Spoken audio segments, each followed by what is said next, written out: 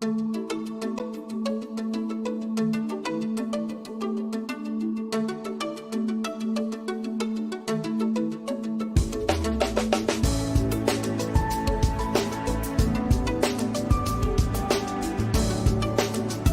of Northglenn, Channel 8, keeping you informed of events in your community.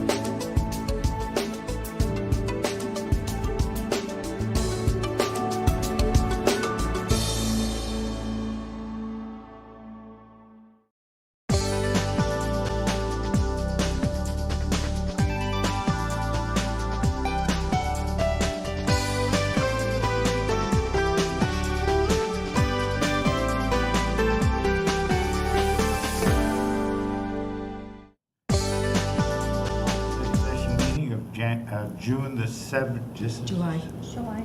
This is June. July. I know this is June. Oh, it does. July the 1st, 2019. To order. Joanne, would you call the roll, please? Mayor Escobar, Here. Councilmember Sowers will be absent, Councilmember Leidy will be absent, Councilmember Downing, here. Councilmember Brown, here. Councilmember Whitman, here. Councilmember Duran Mullica, here. Councilmember Wilford, here. Okay.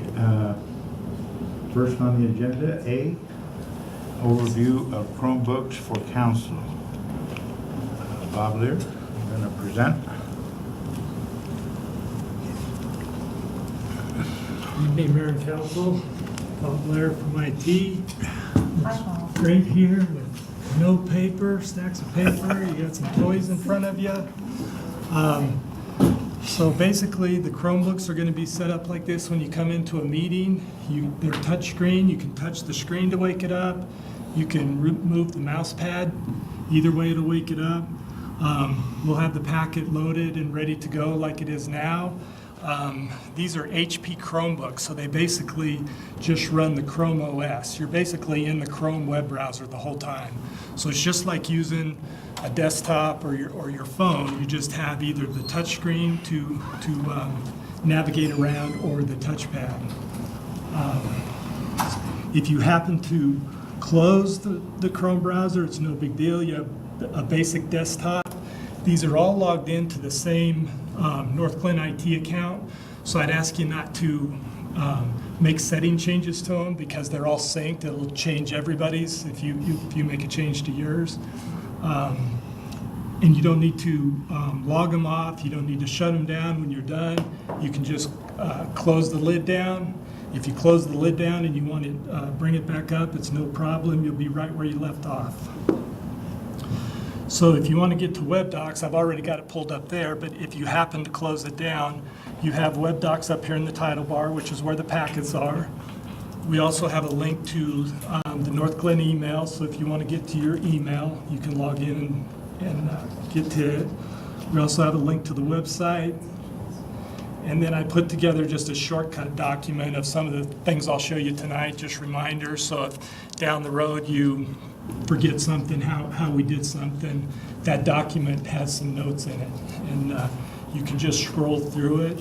Another way to scroll if you don't want to use the screen is you can do two-finger scrolling on the touchpad. One finger moves the mouse, two finger will scroll the screen, okay? So we'll go back to the packet.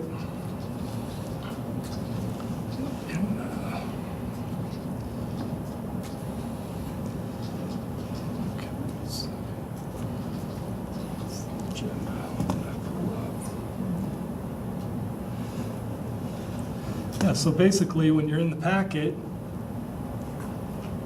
you just touch the link, it pulls it up. If you want to move to the next one, again, you can do it either way. A touch of the mouse is a typical left click. If you wanted to right click, I don't know that you would, but you can hold the Alt key and touch, and that'll bring up a typical right click menu from a mouse. Okay? So it's really just make it super easy to use the packet. You can open another browser tab if there's research you want to do, searching with Google like normal. hopefully super easy to use. Does this look all right to you? Thank you. Thank you. What is, I mean, is the intent that after we have the meeting, we'll just close it up to leave here and then it'll be picked up? Exactly. Exactly? It'll Okay. be set up for you, and then in the morning when I take down, I'll collect them all up. So all you have to do is shut them down. They'll be ready to go Okay. the next meeting. Okay. Thank you. Thanks. I'll hang around for a while if there's anything, just holler, but otherwise it should be pretty easy to use. Make it sound super easy. Thank you, bud. I hope it's as easy as it sounds. We'll have to get you a wireless mouse, okay? That'll make you feel Get comfortable. my little mouse over here. Or you can just use the. Heather, do we have a wireless Northglenn one, a little tiny one for him? Oh, super cute. Yeah, we'll have to look, because I think there was one with communications, you know? Okay. Yeah. She had a collection of really cool stuff.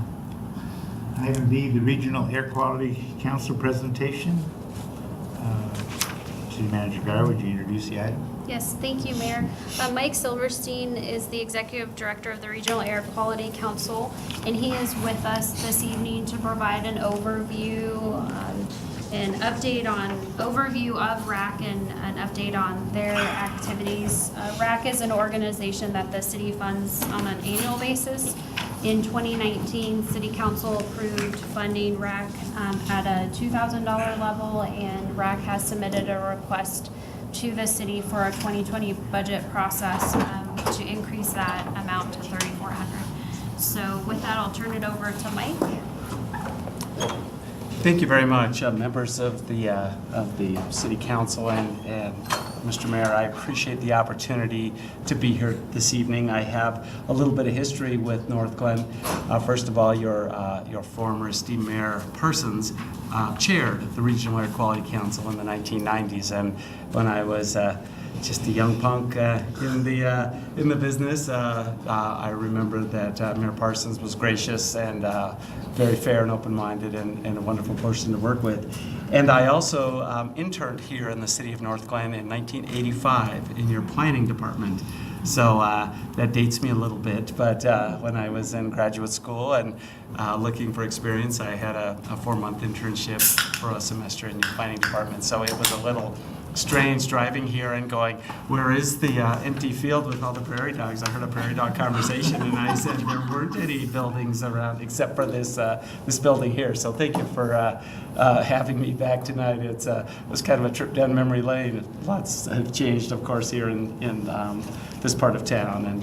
And now I'm with the Regional Air Quality Council. I'm the executive director, a little under a year now here at with the RAC, and I'll go through a quick overview of air quality issues in the area and the Regional Air Quality Council, and answer any questions you might have. I know part of your materials is this presentation, and also a link to our basically our brochure, our magazine. This is the RAC. This describes us. This describes all our programs. I'll go through this in just quick overview, summary fashion within my slides, but feel free to take a look at our document and let us know if we can be of service to Northglenn in providing resources, because not only are we asking for money from Northglenn, but we also provide monies to all the Front Range communities in the form of grants for electric vehicle infrastructure, fleets and charging stations, and we also do outreach education, electric lawnmower projects, and so we have a lot going on. So I'll go through this quickly because I know you all are super busy. The Regional Air Quality Council is the lead planning agency for the Front Range community. We are created by the governor as the lead planning agency, representing all of the Front Range local governments and citizens to the state for air quality matters. So the governor appoints our board. We have our board's in flux a little bit, but we have about 25 members on our board, and a number of them, at least 6, serve from local government, sitting on our board itself. We have private industry, we have individual citizens, we have interest groups, we have, again, local agencies, elected officials on our board. We meet to discuss and plan for air quality standard compliance. We conduct public education and outreach, so all that nagging that we do to leave your car home one day a week or don't, mow your lawn after 5, the highway signs that we work with CDOT to advertise it's an ozone alert, take some action or protect yourself if you're a sensitive person to air pollution, that's us. We implement public and private projects to reduce emissions. That's our electric vehicle program, incentives, our mobile sources program, our lawnmower and lawn and garden equipment programs, and we represent you all. We represent local governments in the air quality planning process. Can I ask a quick question? Of course. I was just curious, do you guys have a specific appointment by county? Or is there anybody who's the appointee who maybe would have our perspective, like Adams County perspective? It isn't it's our executive order basically says at least 6 representatives of local government. They could be staff or typically they're elected officials. We are the mayor of Westminster, probably the nearest person. Herb Atkinson has served on the RAC. He just resigned from the RAC after his term ended. So we're looking for a replacement. We've had elected officials from Boulder County, from Northglenn in distant past, but various elected officials from Denver and Aurora and Lakewood, and so it's kind of all over the map. But at this point, there isn't a kind of a north metro representative, though there are a number of applications in for Mayor Atkinson's position. We'll see who the governor decides to choose. Thank you. Thank you. So a little bit about air quality. Where have we been in the past? This was a very frequent scene back in the 1980s, 1990s. We did a lot of work to clean this up. Actually, this is a picture from this March. So it's not uncommon that we have poor air quality days in the winter months. This is where we want to be. This is our, a pristine view of our metro community, where we have blue skies and good air quality all the time. So that's our goal. It doesn't always come true, and it's a difficult job to maintain this. So air pollution can be local, of course, and that's a concern. You're living next to an industrial site like an oil and gas facility. There's an excess emission at another industrial facility. This is the Suncor refinery, where they had an accidental release. Filling up your gas tank, you smell it, that's an air pollutant. You're breathing it. That's a really, serious local exposure. Just the tip, just let the gas pump do its job. To put that nozzle in, click the switch, let it fill up by itself, walk away a few steps so you don't smell it. Come back when it stops at the click, take the nozzle out, don't ching, ching, ching to try to fill the tank up to the top, because all you're doing is defeating the car's emission control system, polluting the air more, and breathing in more toxic fumes yourself. Wood burning, another example where your neighbor burns wood all the time, or maybe other things that you don't want to know about, and there's programs out to reduce wood smoke. Vehicle exhaust, just a puff of diesel exhaust. You're stuck in traffic, you're dealing with that kind of exposure, that's personal. A wildfire, something out of control, but something we need to be concerned with and take action on. Again, living next to a gravel quarry or a dusty site, again, stuck in traffic, you're breathing everybody else's exhaust, you got your air conditioner on, your windows open or whatever, you're exposing yourself. So those are things that we try to reduce, but our main goal, we haven't violated the particulate standard in a long time. A lot of those are particulate sources, but we have a problem with ozone. Summertime ozone is our problem. So this is a little bit of a history. We've had air quality issues throughout my career. We've come into compliance with all the standards over time except for the ozone standard. So right now we're out of compliance with the 2 latest standards from EPA. These are national standards, apply to everybody equally. Every region of the country needs to develop a plan, do the measures to reduce emissions to come into compliance. And we're working on that now. And we need your help. Here's just a laundry list of health impacts from ozone. Ozone is a serious summertime air pollutant. It's not the friendly ozone that's in our ozone layer that naturally occurs up high in the atmosphere. This is the ground level ozone that results from human activities and natural sources too, that combine, especially in our urban areas, to exceed federal health standards and cause serious respiratory issues, especially for those who are already facing problems. The elderly, folks with chronic respiratory conditions such as asthma or COPD, kids, folks exercising outdoors, and even on the highest ozone days, all of us just walking down the block, breathing that air on a hot summer day, that's when we have our highest ozone levels. So this is just an example of the kinds of things that ozone can do to our bodies. This is the trend for ozone. So if you follow the line from the past to the present, ozone is getting better. Our pollution levels have gone down. Just like with all of the other air pollutant levels in the Front Range, we're better than we used to be. We're in compliance with most standards except for ozone. And so you could see in the old 1997 in the blue box, light blue, we were above that standard. We've come into compliance with that standard, but there have been 2 revisions to the ozone standard in recent years, 2008 and 2015.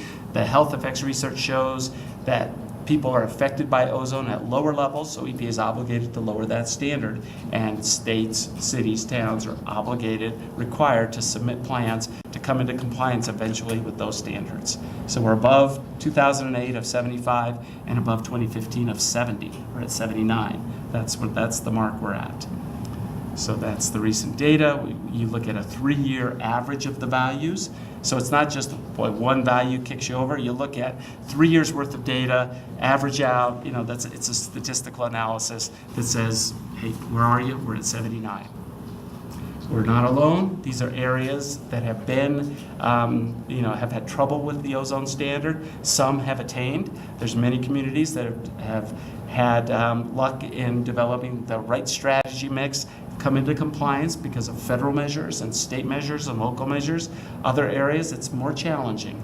And we're in that more challenging area. We're in the red. We were a moderate area. We didn't attain by the due date, so we're getting bumped up to a serious non-attainment area, which basically means more requirements are upon us, more federal requirements, more state requirements, so that we reduce those emissions even more to get to compliance.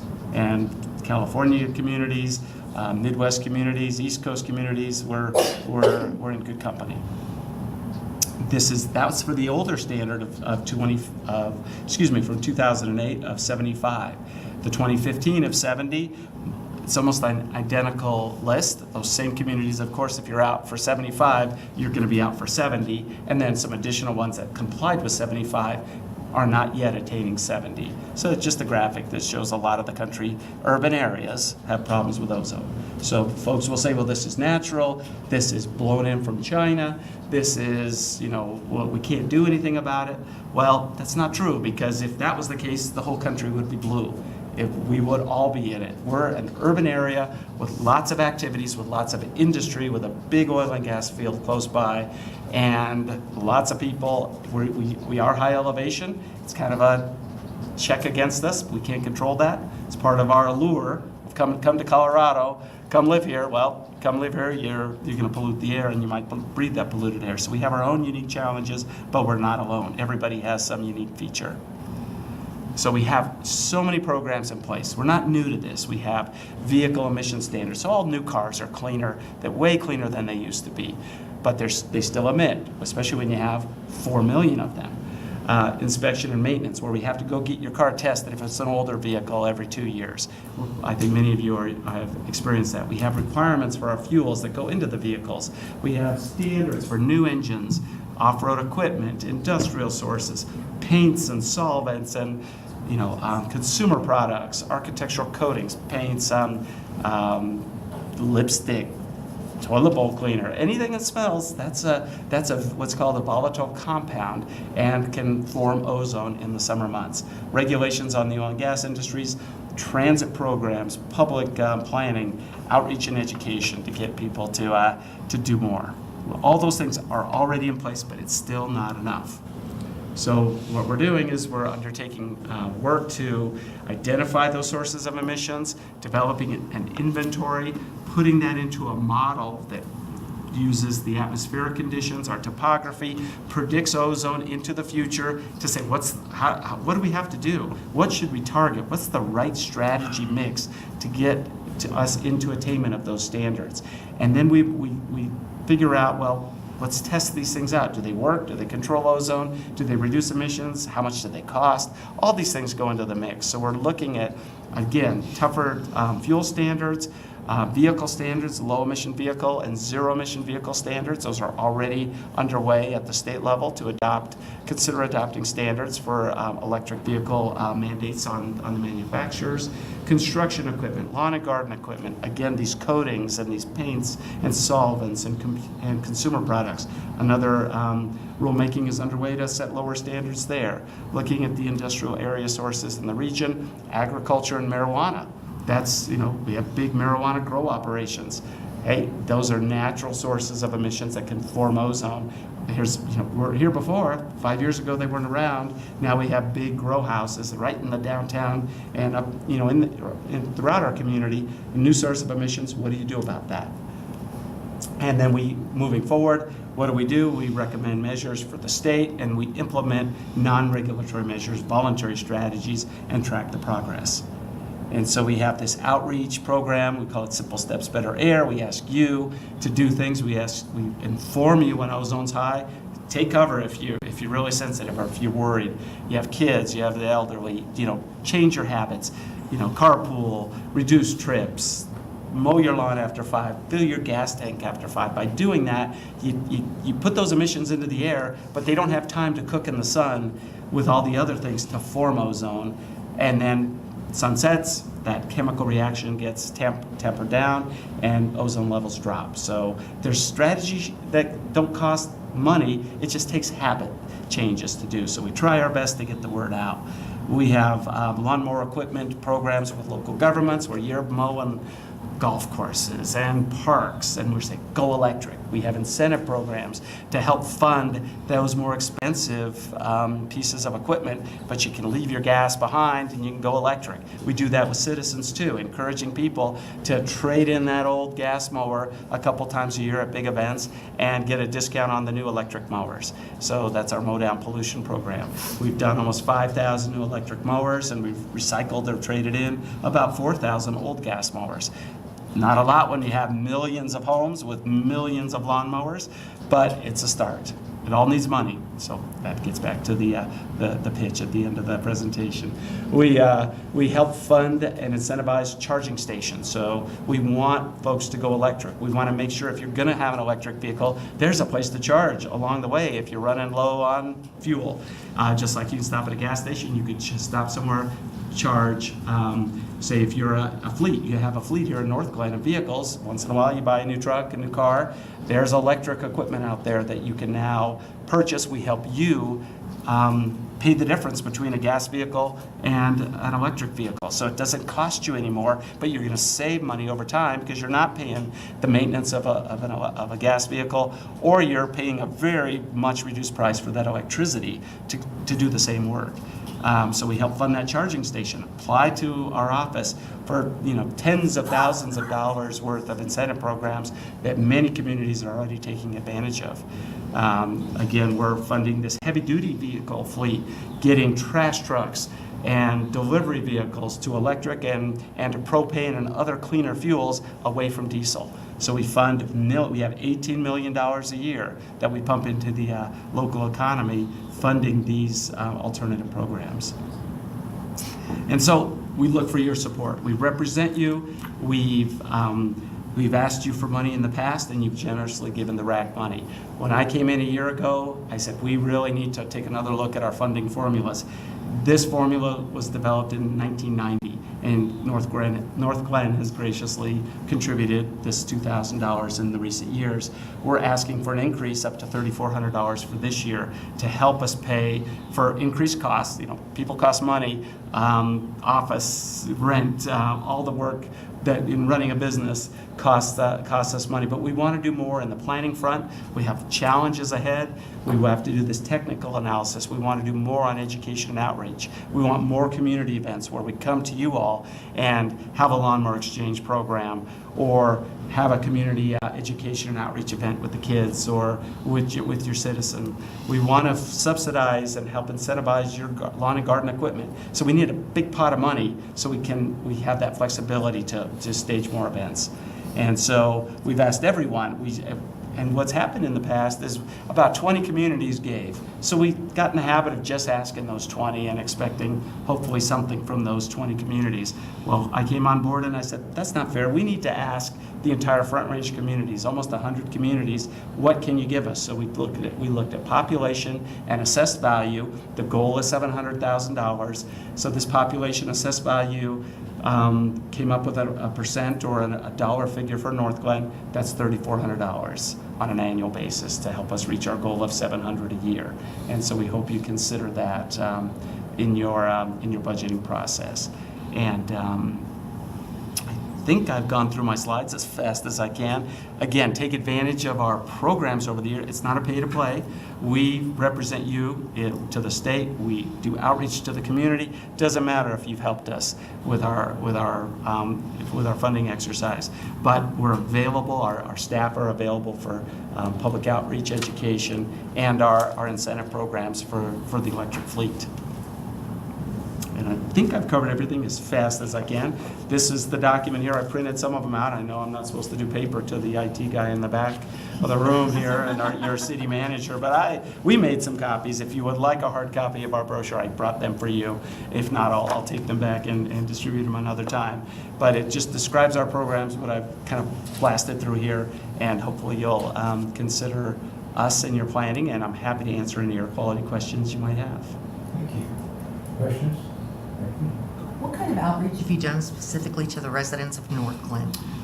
We do outreach to the entire community. So it's the Front Range community. So we work with local governments through DRCOG, through any channel we can get to local government offices where we say, today's an Ozone Action Day. Get the message out through your listservs, through your web-based social media activities. And so I'm not sure if our office has a relationship with Northglenn's office, but I'm sure happy to establish that and make sure we reach out when we do a notification, when we are planning an event, when we're soliciting comments, that we get Northglenn in our list to make sure we're talking. I That would hope be so, good. because I don't believe that, I mean, I haven't seen anything in the year Okay. since, we started. No invitations, no outreach that I've seen come through my email. I don't know if anybody else has, but, It's been a long time. yeah. Okay. I'm hesitant to scream, yeah, let me give you some more money when I haven't seen anything, up Sure. until this point. Sure. Well, I'll make sure that At we... least I'm honest with you, okay? No, that's I expect that. I'm glad, and I want my staff to know that we need to include all of you in our outreach events. You may see it in the media and Facebook pushes, but if it's not coming straight to the city, that's It's a not problem. a conversation, a one-on-one, an email, whatever. Some of us may not remember Right. Okay. that we're really part of your organization. There's so many yeah. things to You need remember to- that we need to remind you. So I will make sure this happens. Thank you. Okay. Thank you. Anybody else? Jenny? Yeah, I just wanted to say thanks for being here tonight. I feel like I learned a ton. I didn't understand that we were a dues-paying member of the AQCC, so thank you for being here and sharing all of that information. If any of our residents are interested in taking advantage of any of the programs that you outlined, how could they do that? We push most things out through our websites and through our listservs and our social media pushes. So when we say there's a call for projects for charging stations, for example, those typically go to commercial areas where it's say the Northglenn Mall, where you want electric vehicle owners to come to the mall and shop. So you want a charging station there, and we would fund almost the entire cost of that. Sometimes there are some infrastructure costs, running electric, making sure the box is, properly done. But most of those costs we cover with you all. So it's a call for projects. So governments, commercial entities, multifamily apartments. If you have an electric vehicle but you don't have a garage, most people charge their EV overnight. they plug in and, they're good for the day. They have a range from 100 to 300 miles, and that's more than enough for most people on a daily basis. But if you live in an apartment, you don't have a garage, and so we're reaching out to those multifamily communities and saying, put a charging station. It's an amenity, but it's going to attract, future residents as well. Okay. And so then we have our typical education and outreach programs that, that we coordinate. Okay, great. And then this question may not be appropriate for you, so if it's not, you can pass it on to someone else. What role is the AQCC playing in holding Suncor accountable for some of the toxic emissions? We don't. That's at the state level. Okay. So the state does enforcement of the air quality regulations, and they permit Suncor. I came from the state, so I was the deputy director of that office. I will know just from last year. But the State Department of Health and Environment, within their office, they enforce the permits and they take action against any industrial facility that's not in compliance. And so we've reached out to Suncor in a different way. We've said, hey, we want to work with you to help reduce your emissions, help you contribute to the community's emission reductions, and they've helped fund some of our lawnmower replacement programs, holding events, and they're $50,000 a pop. So they've been a generous donor to the RAC, in full disclosure. But we've also proposed over the RAC's history requirements that Suncor meet, and one of them is working through the process now to provide cleaner gasoline and diesel fuels going into the future. But we don't enforce the toxic release requirements. Okay, that's great. Thank you. Thanks. I was wondering if the city was interested in putting in a charging station or a couple of them, what would be the process? What would we have to do? We have an online application. It's about every 3 or 4 months, call for projects. I think one is open right now. And so the city just puts together, based on the criteria, it's kind of a easy to follow menu of what you want, what the proposal is, following the template, and submit it. And then there's a review team that looks at all the proposals and say, hey, is there a charging station nearby? Well, we don't want 2 right next to each other because that's not helpful. But if there is a lack of charging, or it's a public facility like a library, a community center, something like that, those score really high up on the matrix versus some place where not many people are having access to. So be happy to accept your application either now or in 3 or 4 months when the next application season is open. But they happen 3-4 times a year, all from our website. So is there a fee that goes along with that? I know you Not say that that you provide. There's 2 kinds of charging stations. There's the super slow trickle chargers that you would have in your garage. That's 110, a 110 outlet, just a regular plug. A 220 is that if you have an electric dryer or tools in your garage, that's 220. So 220 is what typically gets installed outside as well in these charging stations. And those cost about $15,000. And we subsidize, or we pay or incentivize almost that entire cost. Now, if you have costs to make sure that it's up to code electrically from your building's main box, junction box, to that might be a cost where you have to go through concrete. It's really tough when you're retrofitting versus building new. So when you're building new, it's all in the design process. But if you're retrofitting, it does have some local expense, and we can't cover that. But then if you want to go to a supercharger, and those will charge a vehicle in 20 minutes, kind of like going to the gas station.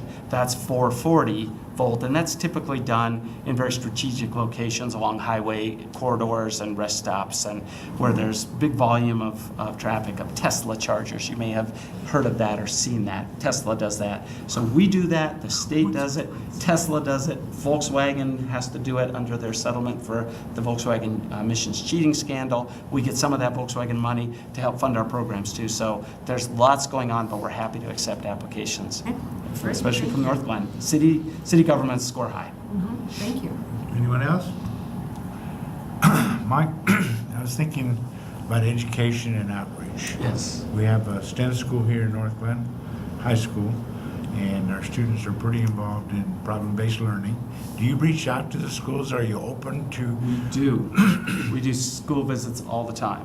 we come and we have materials, we have on it, especially on our website, there is, children, things oriented to children, young children, older children, science projects related to air quality. So we have a toolkit, is what it's called, that teachers can, steal from, use. We can come, with scheduling and help that out. We can come and, if there's an Earth Day event, for example, or some other school-wide thing, we've done many of those. So we're happy to reach out to and be contacted by any of your local schools and see where we can help. Thank you.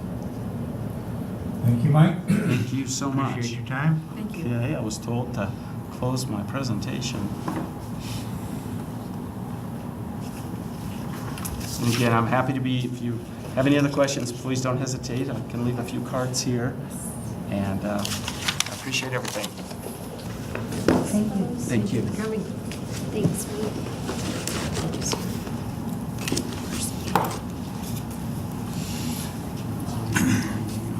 City manager on there. It's okay, no problem. Good, now we have the right one. Thank you. Okay, C, Civic Center naming, street naming. Heather, would you introduce the item? Yes, Eric Enzi, one of our senior planners, is with us tonight to provide you with a brief update on the naming process. Council previously provided direction to staff to do an outreach event at our 4th of July festivities on Thursday, which we will be doing. But Eric asked for an opportunity just to catch you up to speed on where we're at to date with naming suggestions, and then solicit any additional feedback that you might have for us going into the 4th of July event on Thursday. Great, thank you. Good evening, Mayor, members of City Council.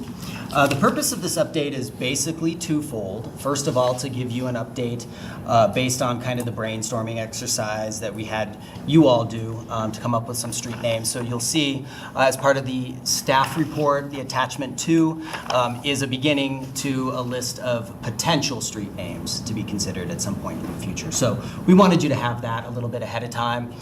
We also thought that that was a good starting point to the second reason we're here to update you, is based on the last meeting we were here with you. You guys asked for us to go ahead and do some public outreach as part of the 4th of July festivities this coming week. And so what I've given you this evening is an example of what we're going to use as a board.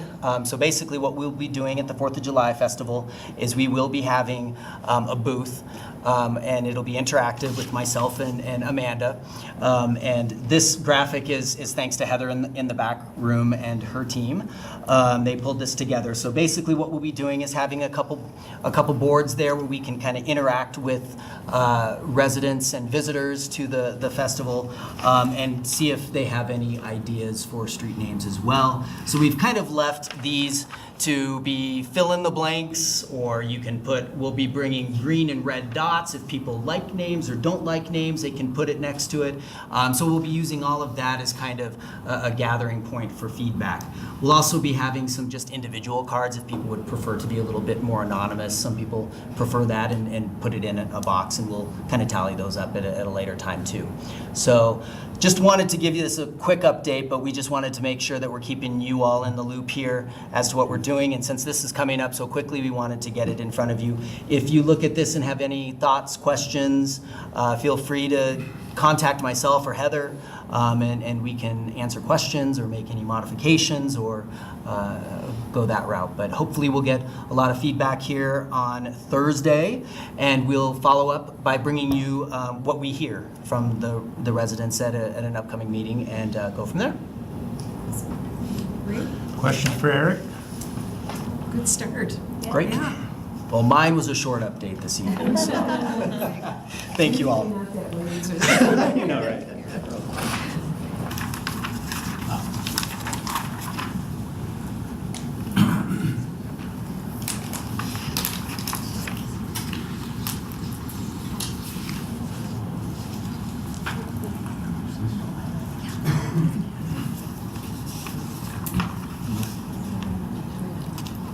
The D is this. No,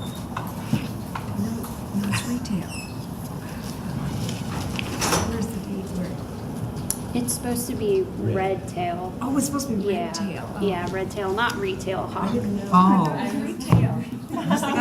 Retail.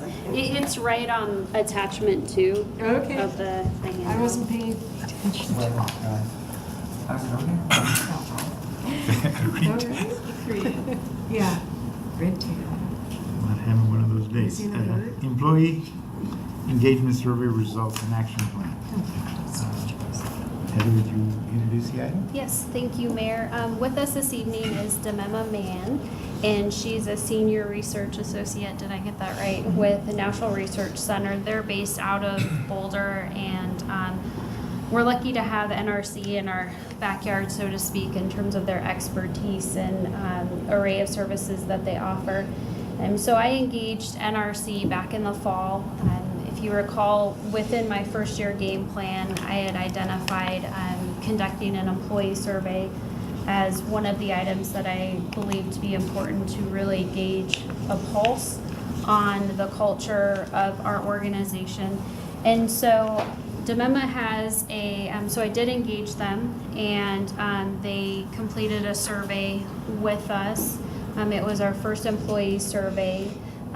Utilizing their tool. We had a great response rate. I won't share that detail with you. I'll let Demema do that. But we've done quite a bit of legwork as a leadership team after we received the results of the survey. So Demema's presentation is going to focus on the survey results, and then I'll piggyback on that presentation and talk about what we're going to do next as a result.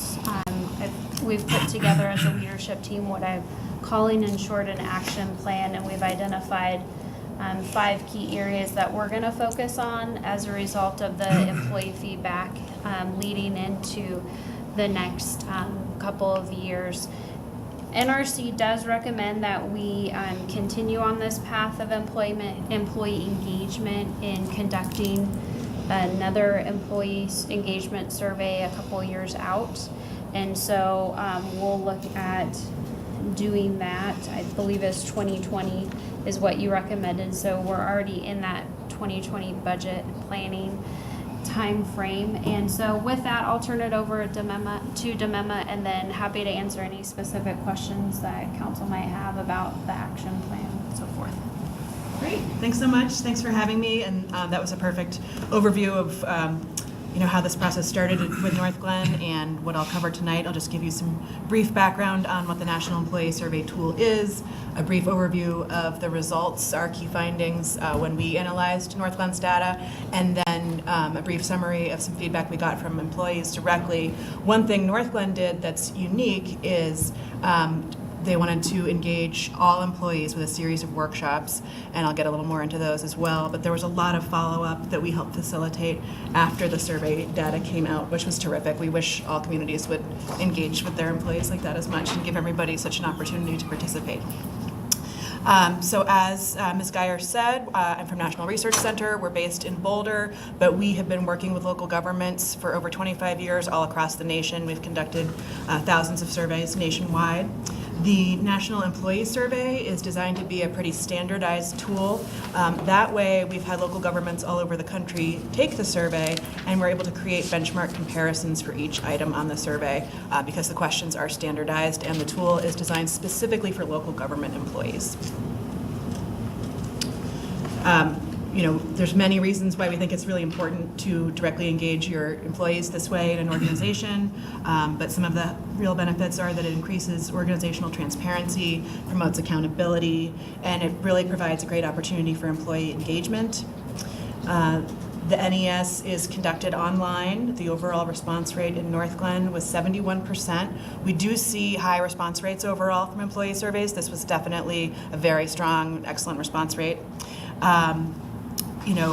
Some of the ultimate goals once the action planning is done and things are implemented is to try and increase overall job satisfaction for employees, which increases engagement, productivity, and performance, which then leads to improved quality of local services and happier residents and a stronger community overall. These are some of the main topics covered on the survey. If you've had a chance or when you do get a chance to dig into the survey results, there are a lot of them, but that's broadly how we try and organize them. Here's a little bit more, just an overview of the benchmark comparison ratings.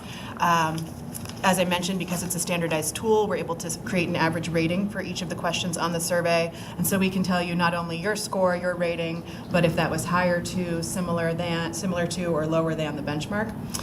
So this is a snapshot of all of the items on Northglenn survey that were able to be compared to the benchmark. You can see quite a few were lower, but there were also several that were higher.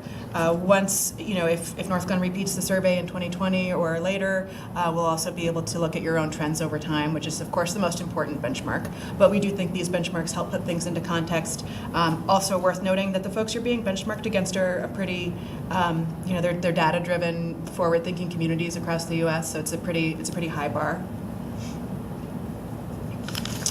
These are those dimensions, again, of employee experience. We did some analysis within these categories that we've defined to see which categories most closely aligned with overall job satisfaction. And so in Northglenn, we found that to be the starred items there: employee contribution and fit, and wages and benefits. And you can see more about that in the community workplace report. Then we just had a few key findings and takeaways that we as researchers found when looking at the data. And the first key finding is that Northglenn employees are satisfied with their jobs, plan to stay. About 8 in 10 said that they strongly or somewhat agreed that they were satisfied with their jobs. Again, at least about 8 in 10 said that they gained satisfaction from their jobs. They had good friends at work, which is typically an important measure of overall job satisfaction and longevity. But the city is a good employer, that they could do their best every day. There was an open-ended question, a couple of open-ended questions on the survey, and we're not sharing the answers as they were written verbatim on the survey, just to preserve anonymity of the respondents, because when people write comments in their own voice, you might be able to tell who they are. So what we did is look at the broad themes and topics and try and categorize them as best we could to summarize what people were saying. So in response to the question, what do you like most about working for the city of Northglenn, the top 3 themes that were cited the most, over half of the employees saying that it was their coworkers and the family-like atmosphere working here, which really struck us as a really positive thing for more than half of the respondents to be saying. The next most common cited theme about what they like the most was benefits and flexibility, about 2 in 10 saying that, and then followed by that their work is meaningful and they enjoy helping residents. About 88% of employees said that they plan to still be working for the city a year from now. While that number is really high, it was actually lower than the benchmark. It tends to be a really high rating across the board in local governments. And what is the benchmark on that? So we actually don't reveal the actual benchmark itself, but I could take a look and see, what the magnitude of difference is. It only needs to be 5 points or lower to be lower, so it is a fairly narrow band. The next key finding is that bolstering communication efforts between leadership and employees could increase overall confidence. These were some lower ratings on the survey, ratings that had to do with executive leadership. Fewer than half of the respondents gave excellent or good ratings to each of the aspects. I'm just showing a few here on the slide, and they were all lower than the benchmark. But about 1 in 3, so about a third of respondents saying excellent or good to the job executive leadership does at encouraging innovative solutions to problems, communicating and inspiring vision, communicating information about problems facing the city. So a lot of themes around communication, welcoming employee involvement in decision making, and speed of response to important issues or change. Ratings for employee-supervisor relationships were a little higher, at least 50% or more giving excellent or good ratings to each of the items shown here. But as you can see by all the more lightly colored things on the slide, those are all lower than the benchmark. The top 2 were similar. Treating employees with respect and welcoming employee involvement by supervisors those were rated positively and were similar.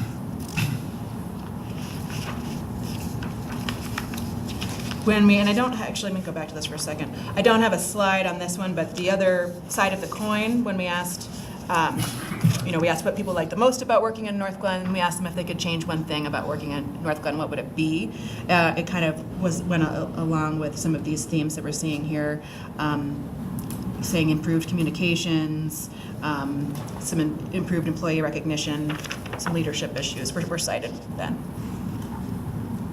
So the final key finding from NRC's workplace report is that most support services were rated very positively. Internal services, employees rating their fellow employees, we saw really positive ratings, and these were some of the areas where we saw ratings higher than the benchmark and really surpassing the comparison communities in the database. At least about 3/4 or more giving excellent or good ratings to the quality of all of these support services shown here. These were all higher than in comparison communities. In addition to asking about the quality of support services, we also ask about the timeliness. And again, those ratings were also very high, tended to be above the benchmark and rated positively by a strong majority of respondents. So just a quick recap of those report conclusions. Overall, employees are happy and satisfied with their jobs and plan to stay. There's clearly some room for bolstering communication efforts and improving some of the relationships with employees and their supervisors and executive leadership. And they think highly generally of each other and the support services provided here. So when we led the workshops, one great thing that Northglenn did was, in addition to wanting to have a next steps workshop with the executive leadership team and the leadership team, they wanted to give employees themselves more of a chance to weigh in and be part of the, okay, what are the next steps? What are our top priorities? How do we want to get there? What should we change? So there were 3 workshops offered on 3 different dates at 3 different locations and city facilities, and all employees were invited to attend. Those happened in April, and 76 employees attended a total of the 3 workshops. So what we did with them in the workshops is we gave them a very similar overview of the overall results. Then we asked them, after they'd gotten an overview of the results, what findings did they expect? Was there anything surprising about the data that they saw?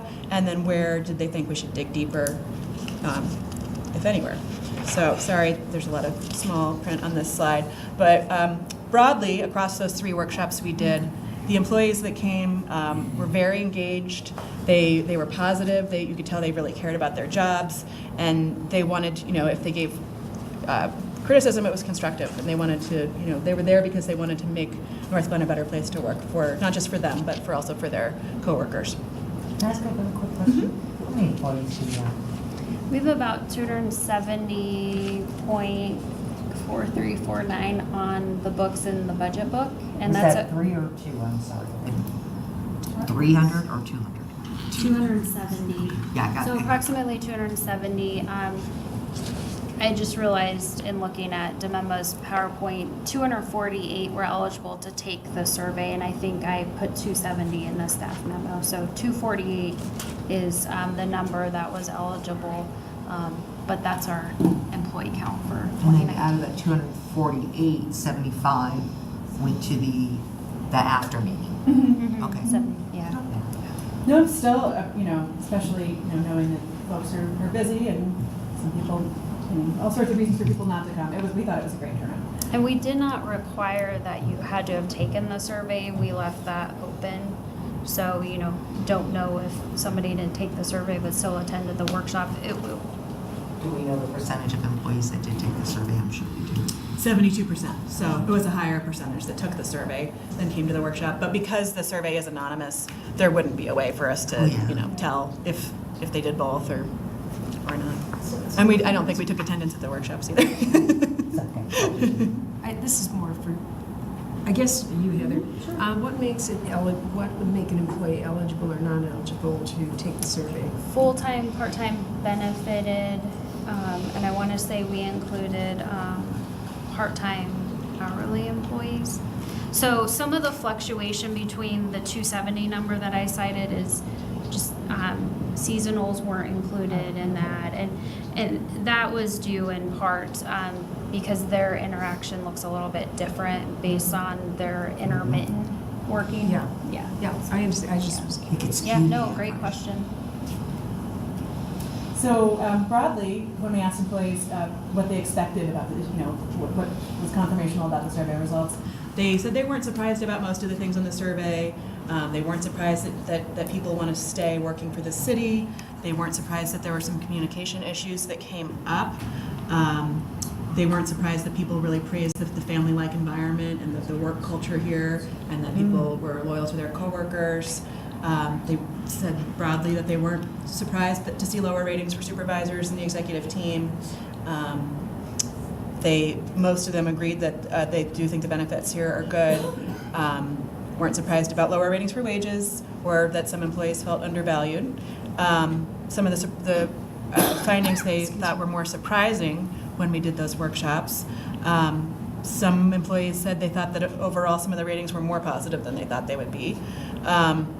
Of course, and we intentionally did this, that there were employees from different departments and different areas of the city at each of the 3 workshops, and there's definitely employees from different departments can have very different experiences and give very different feedback. So some were surprised about the positive findings about performance evaluations, wages and benefits, training. They were surprised that some folks felt their jobs weren't important, that there was some lower scores for employee development. That was one that really kind of varied among folks from different departments. Low ratings for training. Some were surprised that more than 80% said they would stay, because I think that can be a departmental difference as well. Some were surprised about low scores for human resources and low scores for custodial services. And again, I think that can depend on what facility you're spending most of your time in, and what your experience at the city is. Things that folks wanted to dig deeper on had to do with custodial services, overall wages and benefits, performance evaluations, potentially, how to find a bigger budget for trainings if that's required. Maybe digging deeper in people feeling like their jobs weren't important. Some wanted increased flexibility. And some, wondered about perception versus reality, and did mention that there can be a culture of a rumor mill, and how much of what shapes people's opinions is actually true, and what's a rumor. We then asked them, after that exercise, we asked them what they thought was working best already at the city, and if they had a magic wand, what would they change, or what did they think really should be the focus for any improvements. So these echo a lot of what we talked about, but some of the best things they thought about working for the city had to do with benefits, the collaboration that does exist across departments, that a lot of departments aren't siloed and do communicate well together. Employee communication, although they specified not at the leadership level necessarily, many felt they had good work-life balance and workload level. They really appreciate the cultural values of the city, that it's friendly, the flexibility, it's close to home, employee appreciation, or at least attempts to show employee appreciation, training opportunities, again for some, customer service to residents across all departments. Everybody was really proud of the work they do and how they serve the citizens of Northglenn. Community activities and events. They talked about some of the citywide special events were really some of their highlights and favorite things. And again, providing those quality services to residents.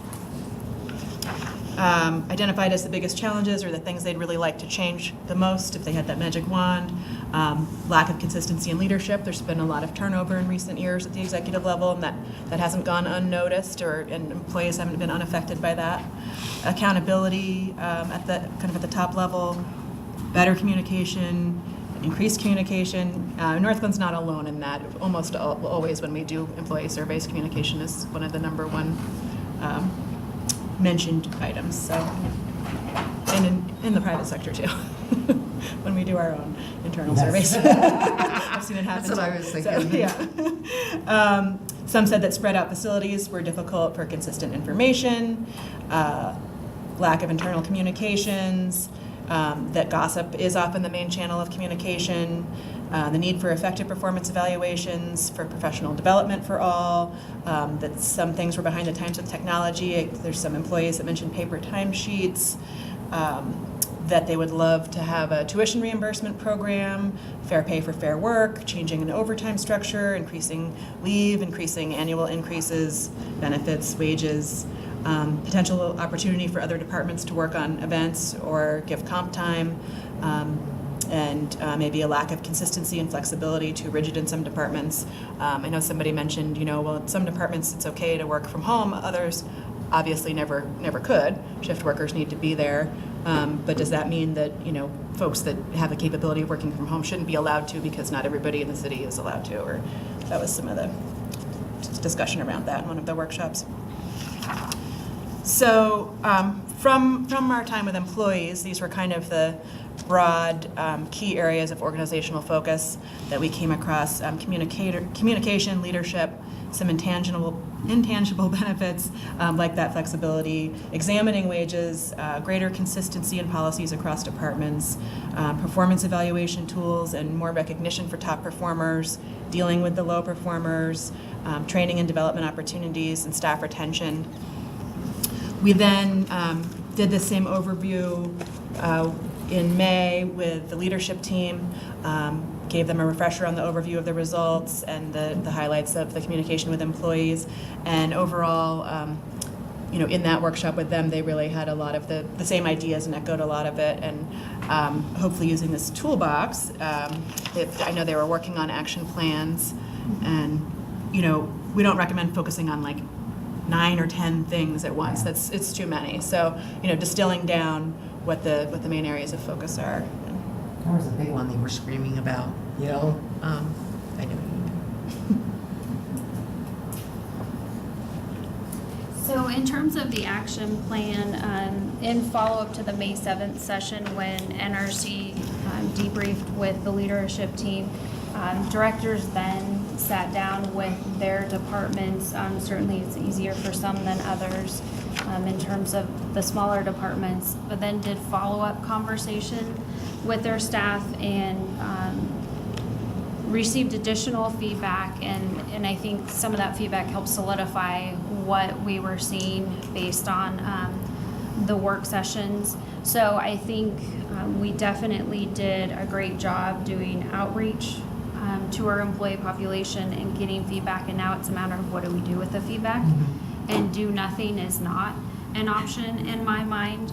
So on page 2 of the staff memo, there's 5 areas that we've identified. The first is communication. You heard Demema talk about that.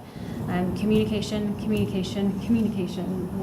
We can't do it enough. I think part of I know what came out of the conversations at the leadership team level about communication, and this ironically goes hand in hand with where we're at in Grady helping us really figure out what path we need to head down with communications, is there has not been a strong internal communications focus in our city. And so we're, when you see her materials on July 15th, you're gonna see that emphasized in our recommendations. So on this memo, I make note about the biweekly managers report. We're making tweaks, but we'll make more tweaks as we move forward to that communication tool. There's also been an increased effort, I think probably just due in part to my style and my approach in communicating to employees with all staff emails on different items of concern, so that way employees don't have to rely on what we call the rumor mill. So for example, the evening that Carol Dodger resigned as mayor, it was about between 10, 11 o'clock that night, I sent an all staff email to employees letting them know what happened, the next steps, and when they could expect additional information. So I know employees have been very receptive to that approach, and I think that's going to help. It's just a matter of continuing to do that on different topical areas. Employee recognition, well, let me back up. The employee intranet, that's an internal website for employees. It does not have great utilization. We could do a lot better with that, and so that ties into Grady's recommendations, and that's going to be a future effort to focus on in terms of really enhancing our intranet system. Something else that was recommended was providing opportunities for employees to connect with one another that don't necessarily work in the same department. So we have bigger departments, police department, public works with multiple divisions, and an employee at wastewater may never interact with an employee in engineering. So how do we provide opportunities for that beyond employee recognition events? And sometimes you see that the tendency is to stick with, your group, your core team, which is not uncommon. So we're going to be looking at opportunities to, do open houses, tours of facilities. As I'm doing my city manager lunches, one of the interesting things on a monthly basis is we randomly select the employees, and that's really where you get information sharing that's not, forced, it's natural. There have been some concerns expressed about the Northglenn Notables program, that you're really recognizing an employee for doing his or her job. Well, it's not uncommon for you to get that type of feedback with an award program. So I think part of what's also going to help, you see number 3 is performance evaluation tools. That's something we're going to look at in 2020. And when you go through that process and really define, okay, this is what our level of expectation is organization-wide, and then you tie your awards program, your recognition, to whatever that merit system looks like, you have those systems aligned. Examine wages. Let me back up. C, evaluate opportunities for staff involvement on committees. This is something that will be ongoing, and I think based on the shifts we've made at the leadership team level in terms of our agendas and what directors are asked to bring to the table on a weekly basis, when there's opportunities to garner employee input and feedback, then I would say we're taking advantage of that, but it's definitely a work in progress. Examine wages. This effort's underway, and we plan to bring the compensation system update to you in mid-August. I think based on some of what you heard from Demema, I'm hoping that this new approach to compensation, a different market approach, a more up-to-date way to pay is going to help address many of the concerns that were voiced in the employee survey. I was not surprised that there were compensation feedback in the survey. Now, the system's not going to be perfect. There's no perfect system, but I think the biggest thing that I've heard from staff that I'll emphasize when we talk about comp is they want a fair, credible, and understandable system. And so there's gaps in understanding how our current system works and why positions are benchmarked where they're at and that sort of thing. So I think we'll address a lot of that in August. And then I mentioned the performance evaluation tools program, recognizing top performers.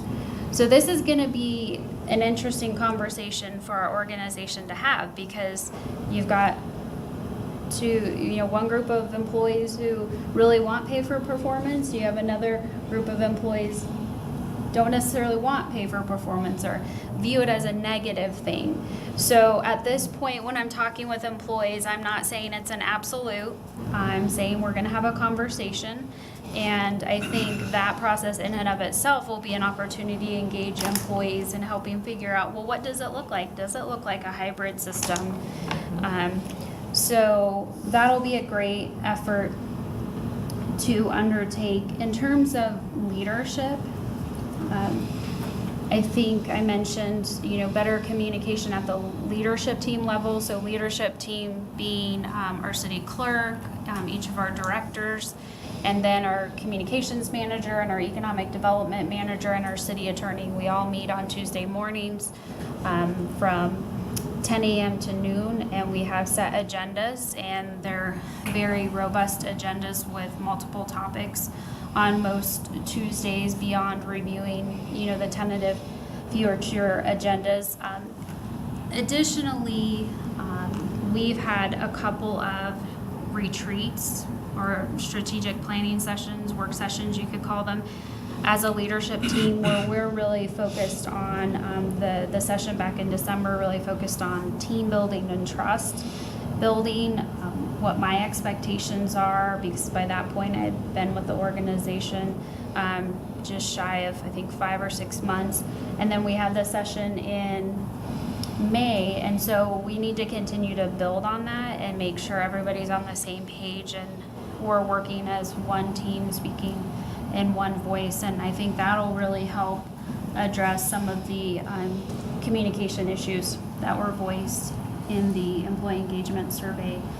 Staff retention, as we move forward, we're looking at putting a 5-year staffing plan together with the development of the 2020 budget document. Additionally, I think a lot of what we heard from the survey probably focuses more so on the police department than other areas, because I know that's the department with the highest rate of turnover.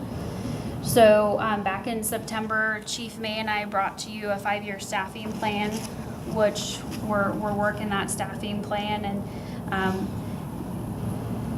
getting closer to getting all of those police officer positions filled. But you're always going to have some level of turnover, but you want it to be for the right reasons.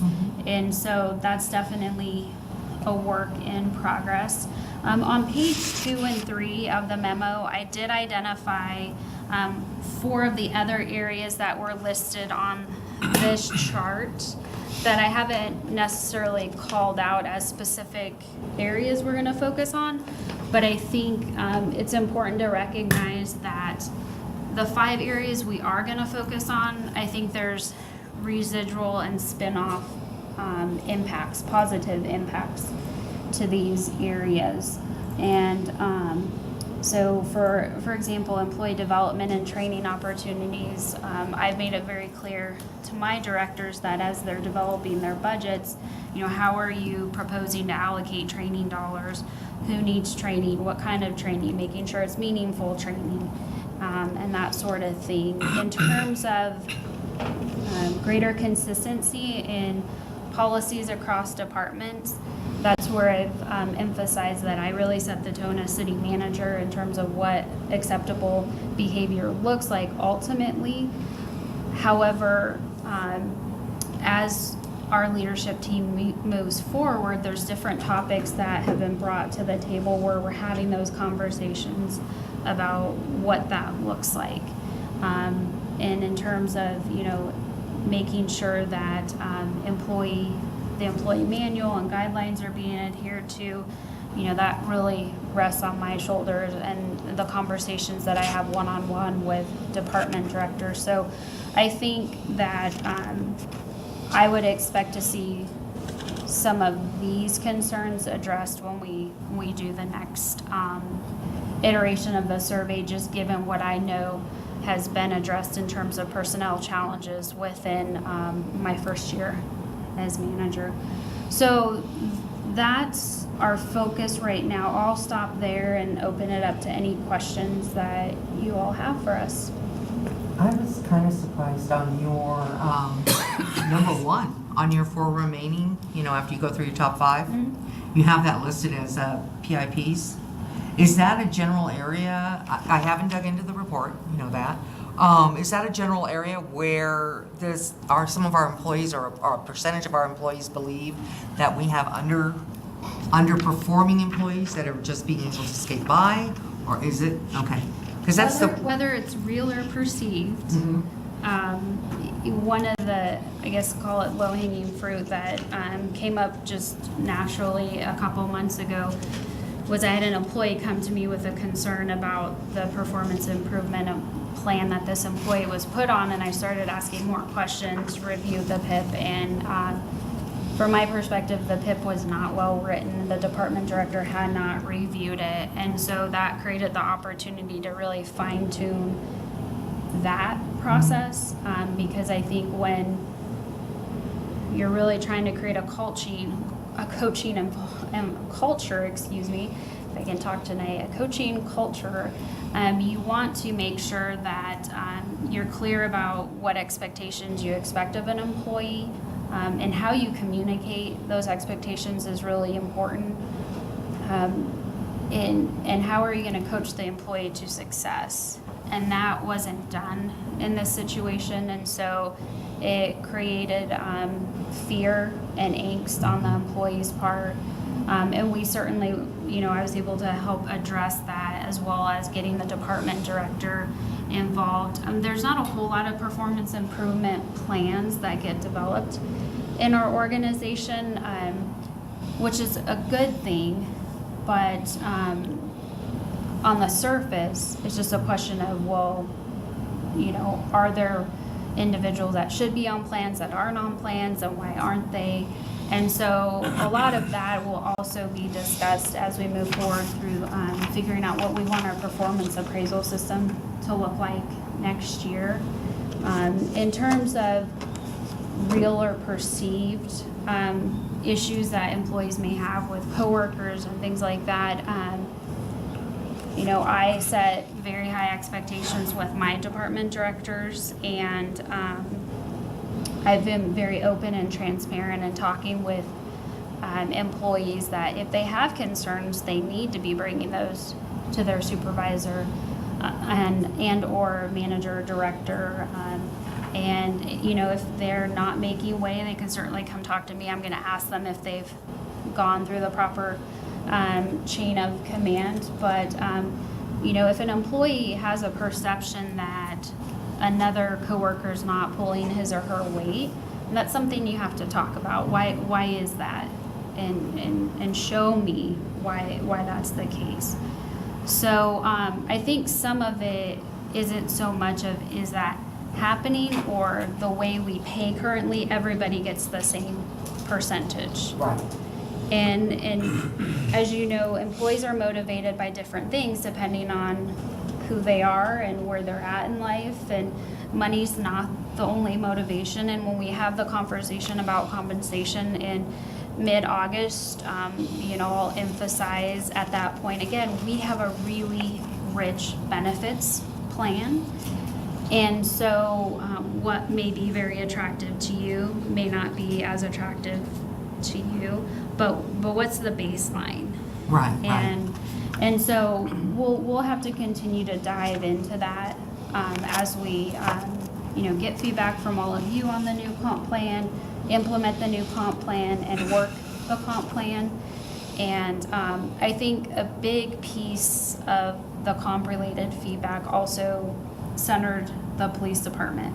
Right. And our sworn pay plan. And we also addressed that by bringing Candy Siderius, our comp consultant, in after I started, and taking the 10-step plan to a 7-step plan.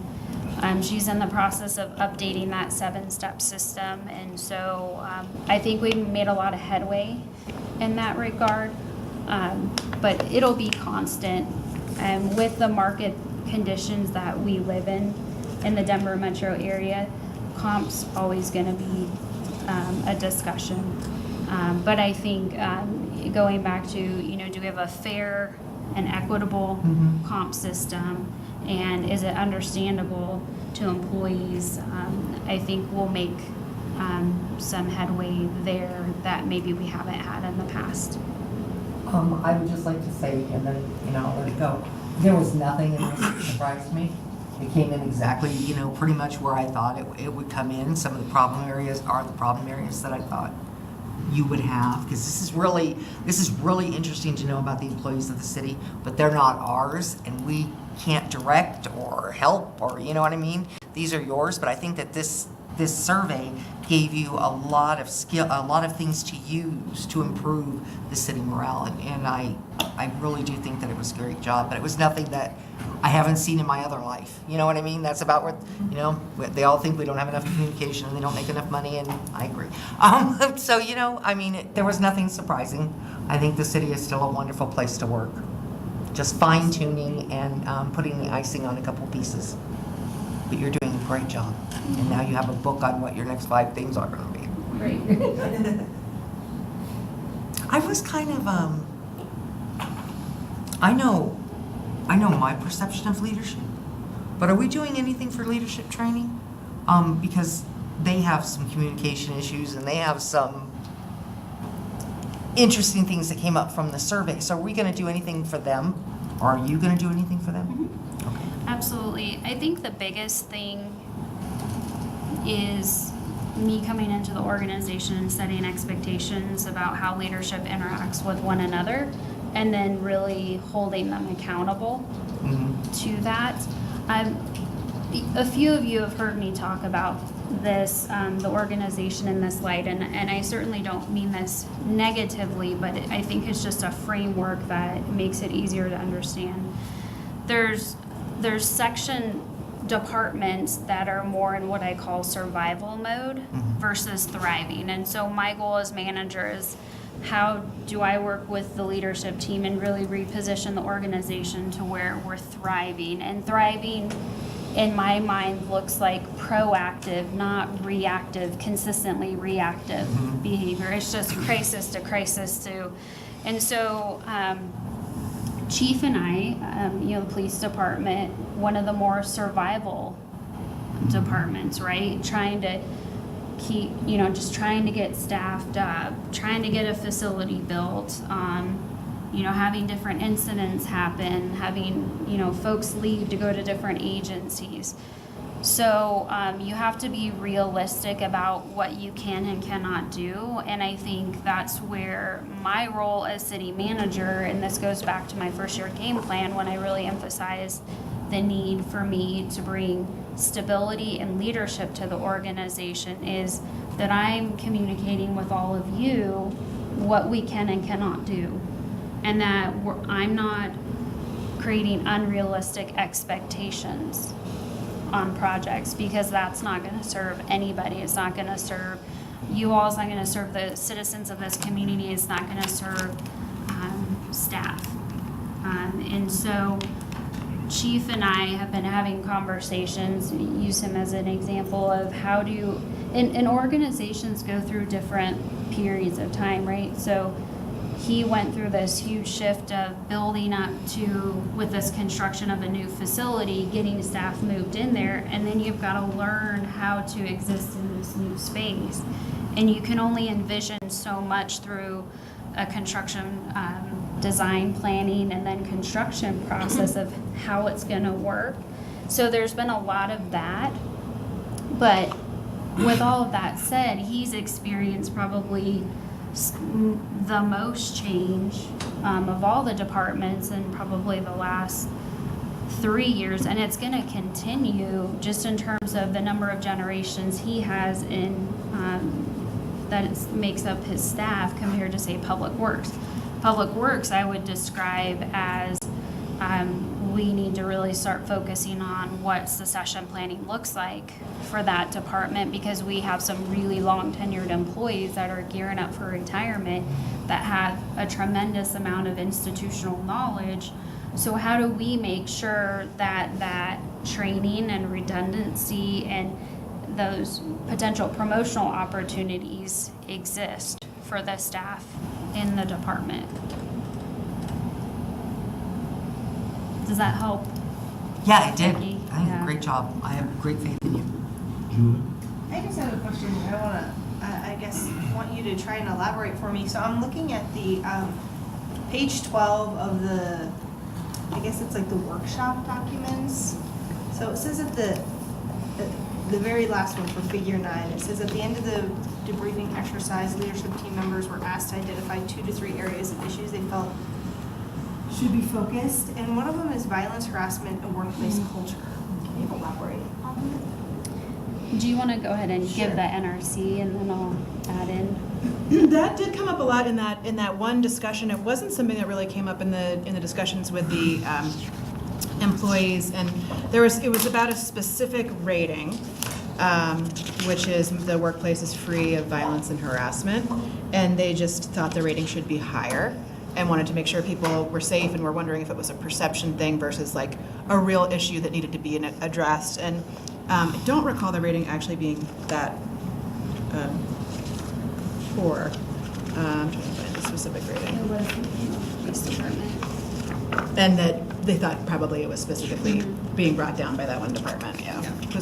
Was that the one I ran the crosstab on for Right, you? you ran the Yeah. crosstab on that, and so we dug a little bit deep. We dug deeper into that, and I would go back to there have been several personnel changes within the last 6 months that I think that issue or issues is being addressed, but we'll continue to monitor it and make sure, because certainly I don't want any employees feeling like they're in an environment that's not healthy. So had those personnel changes not taken place, that would probably be a different conversation, but I think a big piece of that's has been addressed. All right, I think I was just curious if it was like a widespread issue that we're talking about. No, so this is a survey, so it's based on a snapshot of employees. So I think, knowing when Demema did the crosstab, it was pinpointed. Significantly to the lower for that one Yeah. department. But, and the other, just to clarify on what that rating was too, 70% of employees said the organization was doing a good job at maintaining a workplace free of violence or harassment. And then another 15% said that the city was doing a fair job. So it was only 15% overall that said poor, which was an overall, that was 24 individuals out of everybody in the survey. And then, specifically, it seemed very related to that one department. So part of what goes along with that, Councilmember Malika, is when I meet with Paula Jensen, our Management Services Director, along with each department director, I ask, do you have any personnel issues, any ongoing issues? So anytime we need to bring a third-party investigator into the organization to investigate a situation, or there's an internal investigation conducted, I'm made aware of those. And even though I'm kept somewhat removed because of our disciplinary process, I am informed. Our city attorney, Corey Hoffman, is informed, so that way we can make sure those processes are carried out fairly and appropriately. So I would expect that particular rating to shift with the next survey. Certainly if it doesn't, then that's a huge red flag, but I think we've made quite a bit of good ground in the last several months. Yeah. And then my last final point, and I guess it's not as much about the survey, but a little bit tied into there, is, I understand that this was obviously a snapshot of our employees and only a 71% response rate, which is actually pretty amazing. Congratulations to those guys. But the lack of diversity throughout the city, so they have ethnicity questions in here and things like that, and so I think that it was a little disheartening to see some of those numbers, and especially people of color. And I feel like as a city we have a large Hispanic population, we have a lot of diversity in our city, and I think that it's important that the city staff reflect the community that it's serving. And so that's just a comment that I'd like to make. And one of the things I would add on that, because I think it's something that, I don't know if struggle is the right word, what you do about that, what's the city's response to that is something that a lot of cities are trying to figure out. And so I know the topic of diversity and inclusivity is something from the strategic plan from last year, and Joanna and I have talked a little bit about it, but we need to, when time allows, get that conversation going, because there's a lot of different facets of that conversation. There's external to the organization, there's the internal to the organization conversation. So, do we have the right hiring practices? How are we marketing ourselves to potential employees? There's different individuals that we can work in to come in and give us an outside perspective on how we're doing, and I think we need to do that. We're just not there yet. But I think every time we have a vacancy and an opportunity to recruit, I know we have the right processes in place in terms of your basic HR processes, But that messaging piece and that marketing of ourselves to individuals out there, I think we can do a better job on. And I look forward to having that discussion when time allows, so that way we can do more in that regard. Because word of mouth goes a long way, and I know that that's been one of the tools that we've been able to capitalize on in terms of hiring. We also don't have a lot of vacancies, police officers aside. Don't you know, when you think about engineering positions, other professional technical positions, we have a lot of longevity in our organization, but that's going to shift over the next 5 to 10 years, especially between that 5 and 10 year mark. We're going to have significant retirees, so it's something we definitely need to get ahead of that conversation. Anybody else? Okay. Thank you. Thanks. Thank you, that was really interesting, I appreciate it. You're welcome.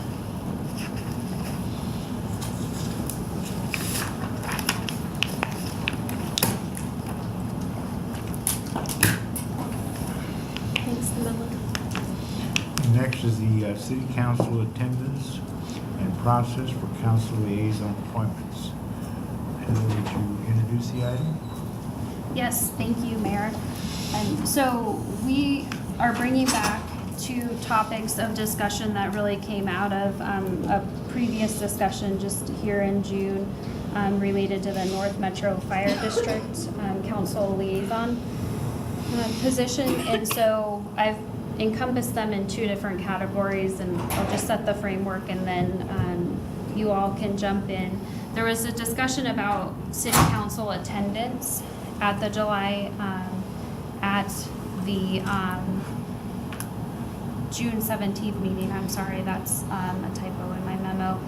We, so council had a discussion about attendance and, you know, accountability amongst each other, and are there things that can be done in terms of being more transparent about attendance. So one of the things that was talked about was whether or not to post attendance on the city website.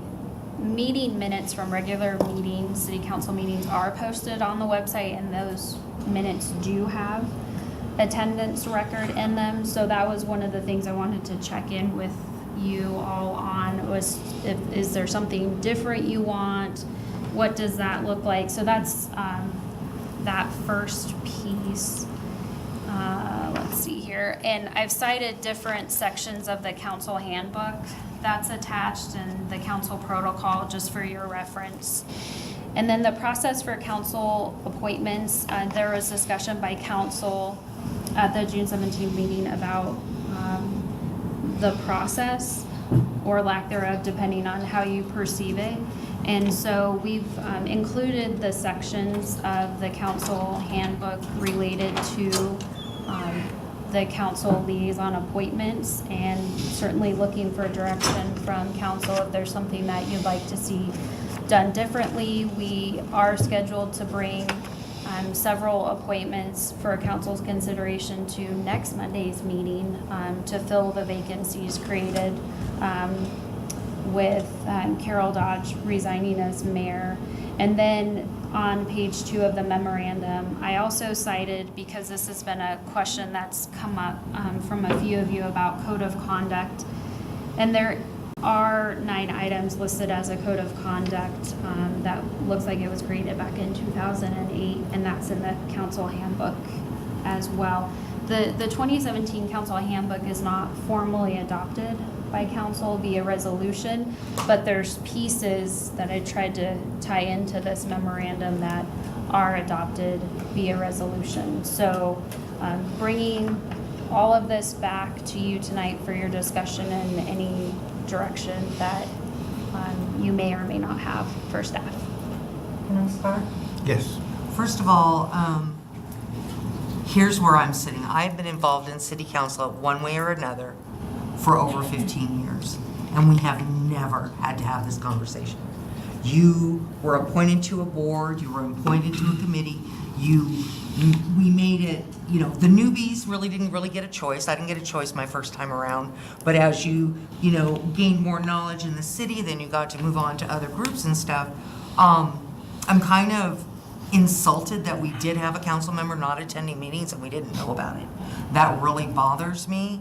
And I'm going to echo what was done publicly when we first got our assignments of where we were going and the accusations that were thrown out. I remember one that was really sweet was, do I even know what a parliamentarian is? Now, for these comments to come out and then to find out that somebody was actually not even going to a meeting, that really bothers me. But I don't know that we have to change the way that we do things because we have a member that chose not to be for the best for Northglenn, and I'll say that without hesitating. I just don't see why. I mean, there are some things that we can tweak, but just because we were experiencing some things with different council people doesn't mean that the city has to completely change their process. We have been a successful city for a long time. We are a city in flux as far as the city council is concerned. It has been for 2 years. But I don't think that the entire process needs to be torn apart because we've had this one member now for two assignments that she had not go to those meetings. I was always told, and I don't know if it's because, you've been in my life so long, that this is your assignment and you go to this meeting. And I'm held accountable at my meetings that I go to by the people on those, on the boards like Nura. I'm held accountable by them. I have to give them a report of what we're doing in council. We have great conversations about that. And it bothers me that we're gonna have a conversation about it when we're all adult enough and over the age of 18 to know that you made a commitment to do something and you need to do it. And that's my point on it. We don't have to keep adjusting things because people don't want to. This particular council person more than likely has weight, she's got a great big plate and platter, and this just wasn't something that she could fit in. But I don't think that we have to change our processes just because people aren't attending. That's my statement on it. Okay, anybody else? Well, let me just jump in. When we, during the organizational meeting in January, when we have our first meeting, prior to that meeting, usually it's the mayor reaches out to all the council people and asks, what committees or what would you like to work on? So that's usually, or has been, kind of the process. And then if there's 2 or 3 people that are interested in it, there's probably a little conversation, about who is the best experienced in it and that type of thing. So that's probably been the process. And then when everybody has chosen those committees that they were interested in, because I think if you're not interested in a committee, then you're probably not going to attend or be part of it, So I think the interest is a real big thing there. So after, and then you're appointed to the committees, So that's been the process of the whole thing. So it's been a little different this time around because there's been people that chose them for reasons, and I don't know why, that they weren't really interested in, and then they didn't go after they got. I just don't know, But I just wanted to kind of put out the process. Everybody had been communicated with, and I think and I wasn't here in November when everybody was, the new folks were, because I came in January, but I think you were contacted, and correct me if I'm wrong, So I think the mayor had been going through the same process. It had been familiar to her and all the councils that I'm aware of from the time we were incorporated. Mm-hmm. So I just want to kind of throw that out. I don't know if, I do agree, that with Becky, I don't know that we need to change anything. It's really been working well. I think people need to be accountable and responsible. And if you don't want to do something, just don't do it. We've had council people in the past have just actually said, I do not want to be on any committee, and they did not serve on any committee, and I would respect that more than, sitting on a committee and then not going, Yeah, And because you've taken up that spot from somebody who wanted to go. Right. And that to me is a huge problem, and I see it being a problem moving forward with the next election when you're looking at replacing 4? Yeah, 4 again. 3? No, Jordan, 4. So just to make an additional comment, and I was thinking about it as I read this at home. These just pertain, as far as the attendance and the meeting minutes, pertain only to the committees that are, internal to the city, such as planning and maybe the Parks Board and Vale and all those type of things. But if you're sitting on the Metro Fire Board, or you're sitting on the library board, they're not going to call and say, hey, Heather, your council person didn't show up. But isn't that exactly what happened? I mean, they're just not going to do it. So it's really a responsibility that we undertake when we do these things. And we should be responsible. I think We're sitting that a was very high-level position in the city, and I think every one of us needs to be accountable and responsible for everything we do. And I do think with the North Metro Fire District that was their observation, that they were the first ones that brought it up. Mhm. So we also have an obligation to those people that we're supposed to be representing. Right. Yeah. And the other thing I was thinking, as I was thinking about the outside committees, is we really put our staff in a bad position, because we're saying, hey, Joyce didn't come to the Vale Board. I mean, that's really a bad position to put our staff in, too. So that's just what I have to say. Jenny? Thank you, Mr. Mayor. I'm glad that we are continuing to have this discussion. I think it's an important one. As far as attendance goes, Heather, I think you asked the question in terms of, do we want to let residents do their own research and go through the minutes and identify what council members have missed, or if we want to be more upfront and transparent about it? And I thought at the last discussion that members of council had voiced that they did want to see attendance records posted with individual council members' pages. And so that's what I heard, and if that was different, I think we should talk about that. But, even more importantly, beyond just the boards and commissions that we represent the city on, I think we should also be trying to hold ourselves better accountable for the number of council meetings that we miss, right? Because the process and the exercise of sitting through study sessions as well as through city meetings is just as important. And I know that we don't have a maternity leave policy or a family leave policy on the books, and maybe that's something that we should talk about, but we do have council members who have missed excessive numbers of meetings, and that's also concerning to me. And so I don't want us to leave that out of this discussion, but I do think that it should be posted and it should be clear and accessible for residents to find if they want to know where their council members are showing up or not showing up. Secondly, as far as process for appointing committee members or making those initial appointments, I am in favor of shifting the process, because I think, that's one of our jobs, is to look at processes and trying to identify how can we change and streamline. And sure, this may have worked in the past, but is there a way to make our process work better? And I think in this scenario there is. And for me personally, being new coming into this role, and trying to wrap my head around all of the different commitments and all of the different things that were expected of me, having a conversation with the full council about the committees and people's experiences and what people were willing to share the load on, I think would be really helpful. And so I certainly, I know that, the mayor will be very helpful and judicious in helping us fill those roles right now. But I think once we do have a new council, knowing that there is a likelihood that we will have at least one new member, possibly more, I think it's important for us to all work to get on the same page around what these committees are, what they do, what the roles are, how we best represent the city. Because to be perfectly honest, I walked into my first Parks and Rec Advisory Board meeting and had no idea that I didn't have a vote and that I was just there to listen. And same with Historic Preservation Commission, and Joyce had to be like, listen, sister, you can't vote here. And so I think that like having a discussion as a council and bringing together our collective experience, I think would be really positive for everybody moving forward.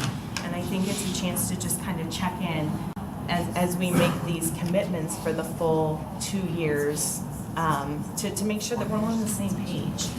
So No, I do agree with you. I didn't mean to cut you off. I'm I do not done agree yet. with you. The other thing that's really important to me, and I don't know that it's necessarily a conversation for tonight, but I've said this and I'm going to keep saying it, we really need to think through what our onboarding process is for a new council, specifically for new council members. And I know that the organization meeting is in our charter and that we're sworn in immediately, but there's got to be some level of orientation that happens before we are sworn in. There's got to be some sort of retreat that happens that gets us all on the same page and helps us all understand that we are a part of a team and that it's not an us against them mentality. Because if we don't do something like that, I think that we're setting ourselves up to be an us against them, and we really are one team as a team Northglenn. So I have suggestions as far as what the handbook looks like. I won't belabor it because I want to hear what other folks have to think, but this is something that's really important to me because if we can't set our individual council members up for success from the very beginning, I think that we're not setting the city up for success in the long term. Can I come back? I'm gonna assume that, besides these two over here, the person that you're mentioning is me with my father's illness, and I get that. I am torn between my father who is dying and the city of Northglenn, and watching my father die and working on the city stuff from long distance works for me right now. I would like for us to look at the ability to, because I watch the meetings when I'm at home, with my dad. There should be some way to be able to online stream them, work up something where even if the person couldn't vote, a lot of people nowadays travel for business, right? But you don't want to be excluded from city council business. So if we could look at some kind of a travel policy or anything that we could do to integrate maybe the need not to be here at a meeting on not on an ongoing basis, but for instance, in the 6 weeks that I missed 4 meetings for, again, I'm waiting for my father to pass, Sorry, most of my constituents know that because they've reached out to me. So they know that my father is passing and they're concerned about it and amazed that I came back. But I can stay in contact with the city, but I would like to look at some other avenues that we might have for other council people. Clarifying question for you, Councilmember Brown. So a couple of things. We do stream the meetings Right. on YouTube, so I think it would be taking the question to the next level of, is it that you want to participate in the meetings, or is it that you or need the technology, a device when you travel? Because I know that's come up in recent discussions, and council does have the ability to request a laptop, a tablet, or some other type of device to aid you in your duties as an elected official.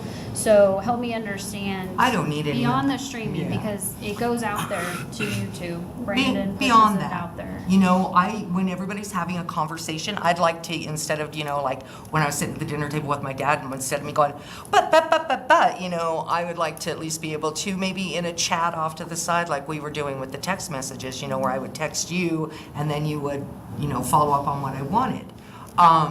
Maybe if we could do something like that. Because I don't think that as we move forward in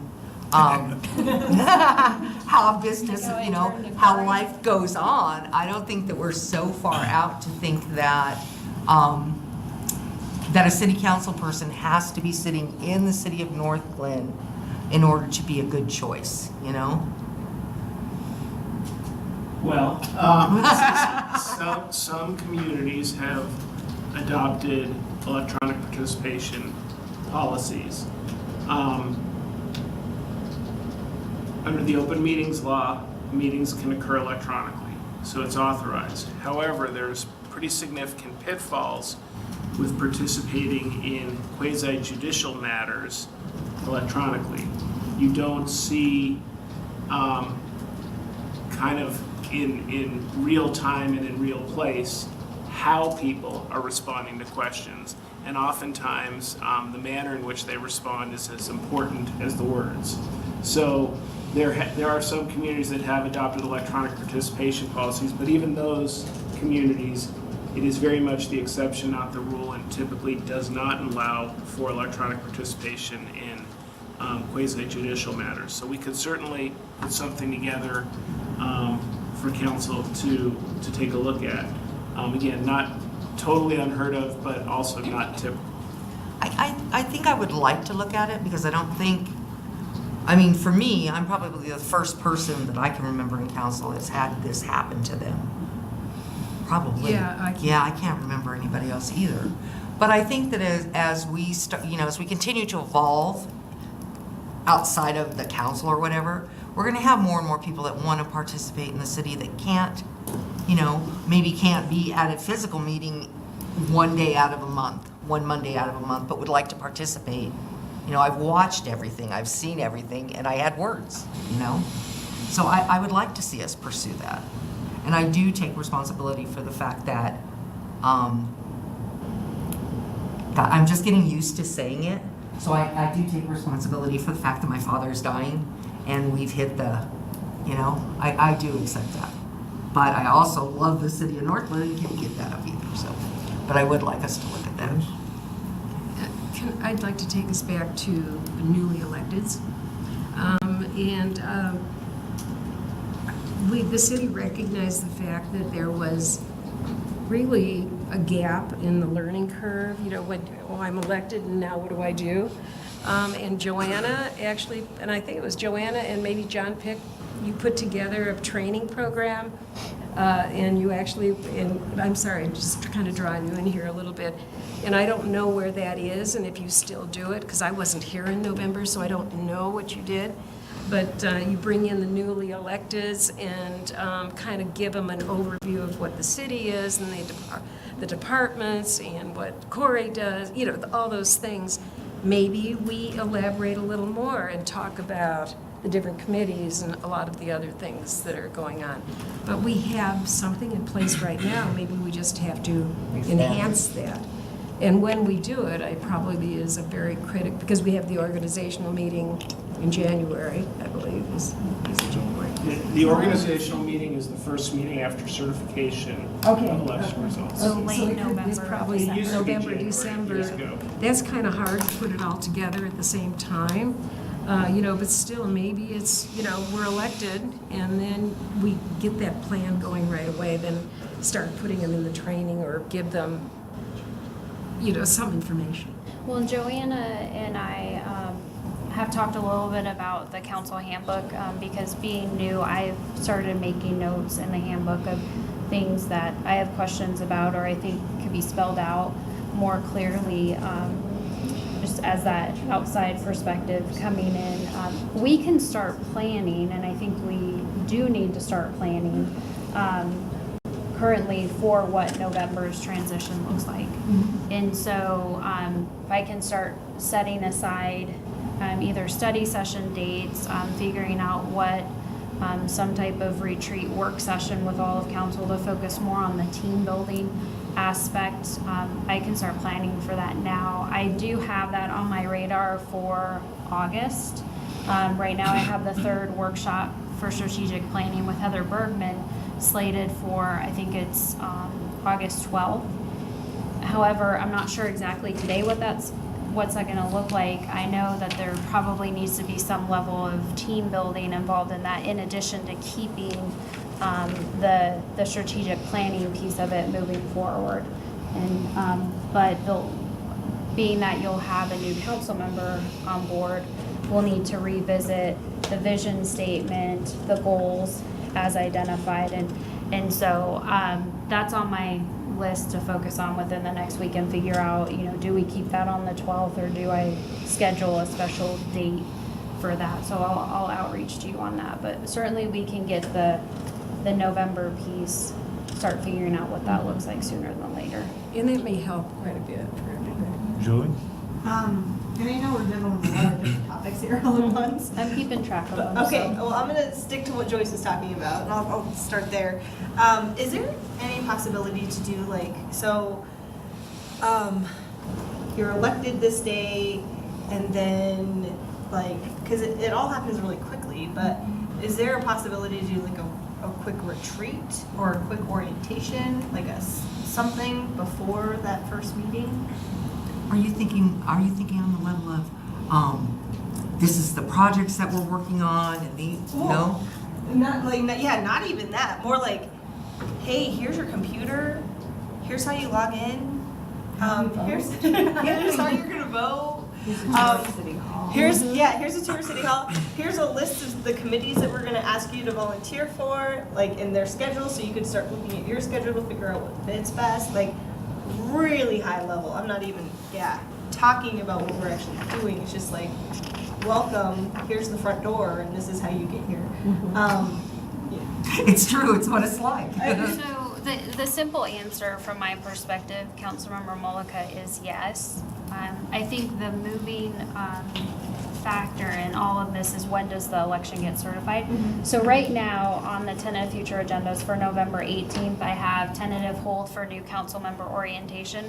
Don't know what that looks like exactly, but that could be some type of organizational logistics, meaning staff, city clerk, we can reach out to the newly elected officials and set up times and get them into City Hall, get whatever, passwords, and oriented on certain things, and then build on that. So, the straightforward, here's your access badge, whatnot, and then do something more as a collective group, and then even greater in terms of the team building that I think I'm hearing this group has a desire for. So it just comes down to timing, and I think because we're having this conversation, we can make it happen. Well, and it obviously depends on everyone's schedule, but I mean, it's like, even if it's like a weekend or something, I'm sure everyone who's newly elected would really appreciate any information that you're willing to give them prior to having to show up to a meeting and get sworn in and take a seat. And then hitting on a couple of the other points that we've been discussing is about committees. I think that the process that we've been doing more recently of leaving that resolution just open and having a conversation with people, I think that's been really good. I think anybody who wants to try and get a seat at some of these committees because you're really interested or whatever, it works well for your schedule or something, put your name out there and make a case in front of the rest of council so that, then the group decides. I don't think that there's anything wrong with that type of process. And then finally, for missing meetings, Becky, I totally. It's okay. I'm so sorry. So I missed a lot of meetings too. I had a baby. Things happen, right, in life. I would be interested in seeing if there is a type of leave, travel, interaction thing we could try and do. I think that could be really helpful. I actually attended a couple of the legislative committee meetings via phone with baby in hand, and so we could just try and make it work with the technology we have. And then, but I do think that I do think that attendance that we do have should be, readily available on the website for voters. I think it's, just an added increase for transparency, and it's something I think that everyone has to account for. So when you go up to that door, you have that conversation, and if somebody cares enough, they'll ask you. So don't we have that ability right now? I mean, if someone logged into the website, you can see who's been attending the meetings and not attending the meetings. You can, based on the council minutes. Now, our city clerk has a spreadsheet that, a master spreadsheet that she keeps. So that's one option that council has if you'd like us to start posting that spreadsheet to the council webpage, which will give you how many meetings they've been you've been in attendance at or missed, that sort of thing. It's a matrix of sorts that's really easily you can easily infer the information from the spreadsheet rather than having to click on different meetings to pull up the meeting minutes. It is very cumbersome. Yeah. Yes. Marcy? Corey, you want Oh, to Corey? jump first? No, go for, I want to make a distinction on something. So I guess I'll go back to the attendance just because now that's where we circle back to.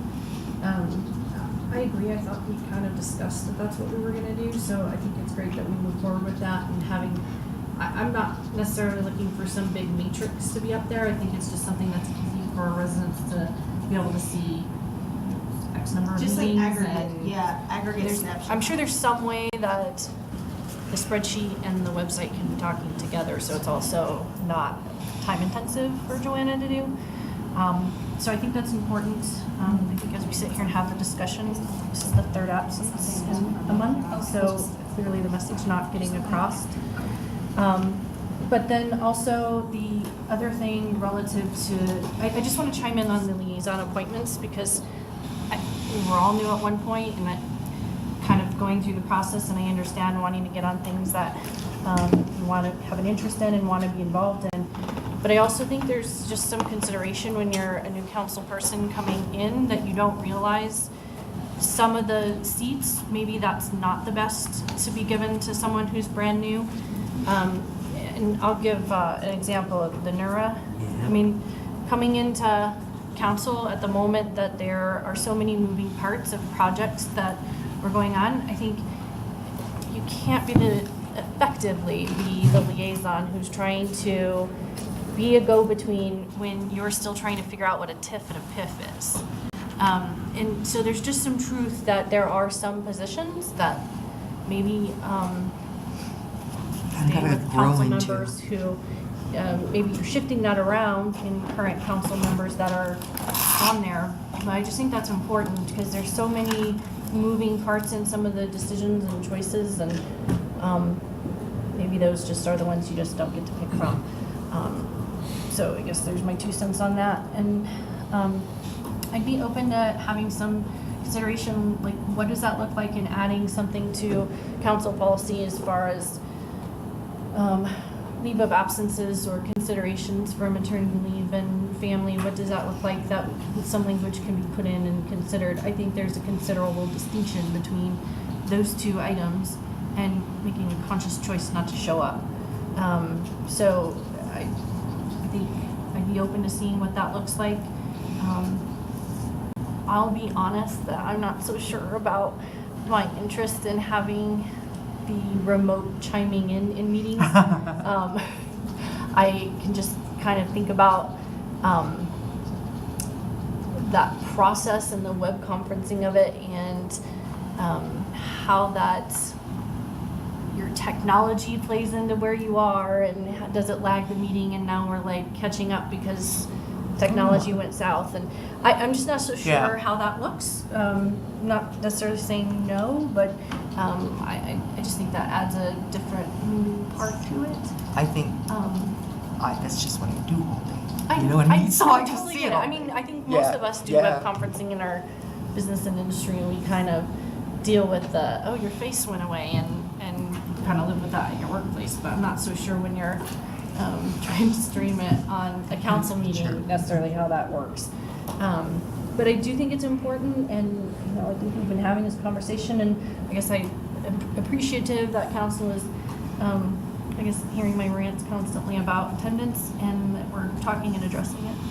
I think that Corey's doing the best imitation of a Becky Brown that I've ever seen in my life. Corey wants Yes, are you finished? Yeah, I know you want to chime in, but. So electronic participation can be by phone, which avoids a lot of the technology, but reinforces the need that it can't be quasi-judicial.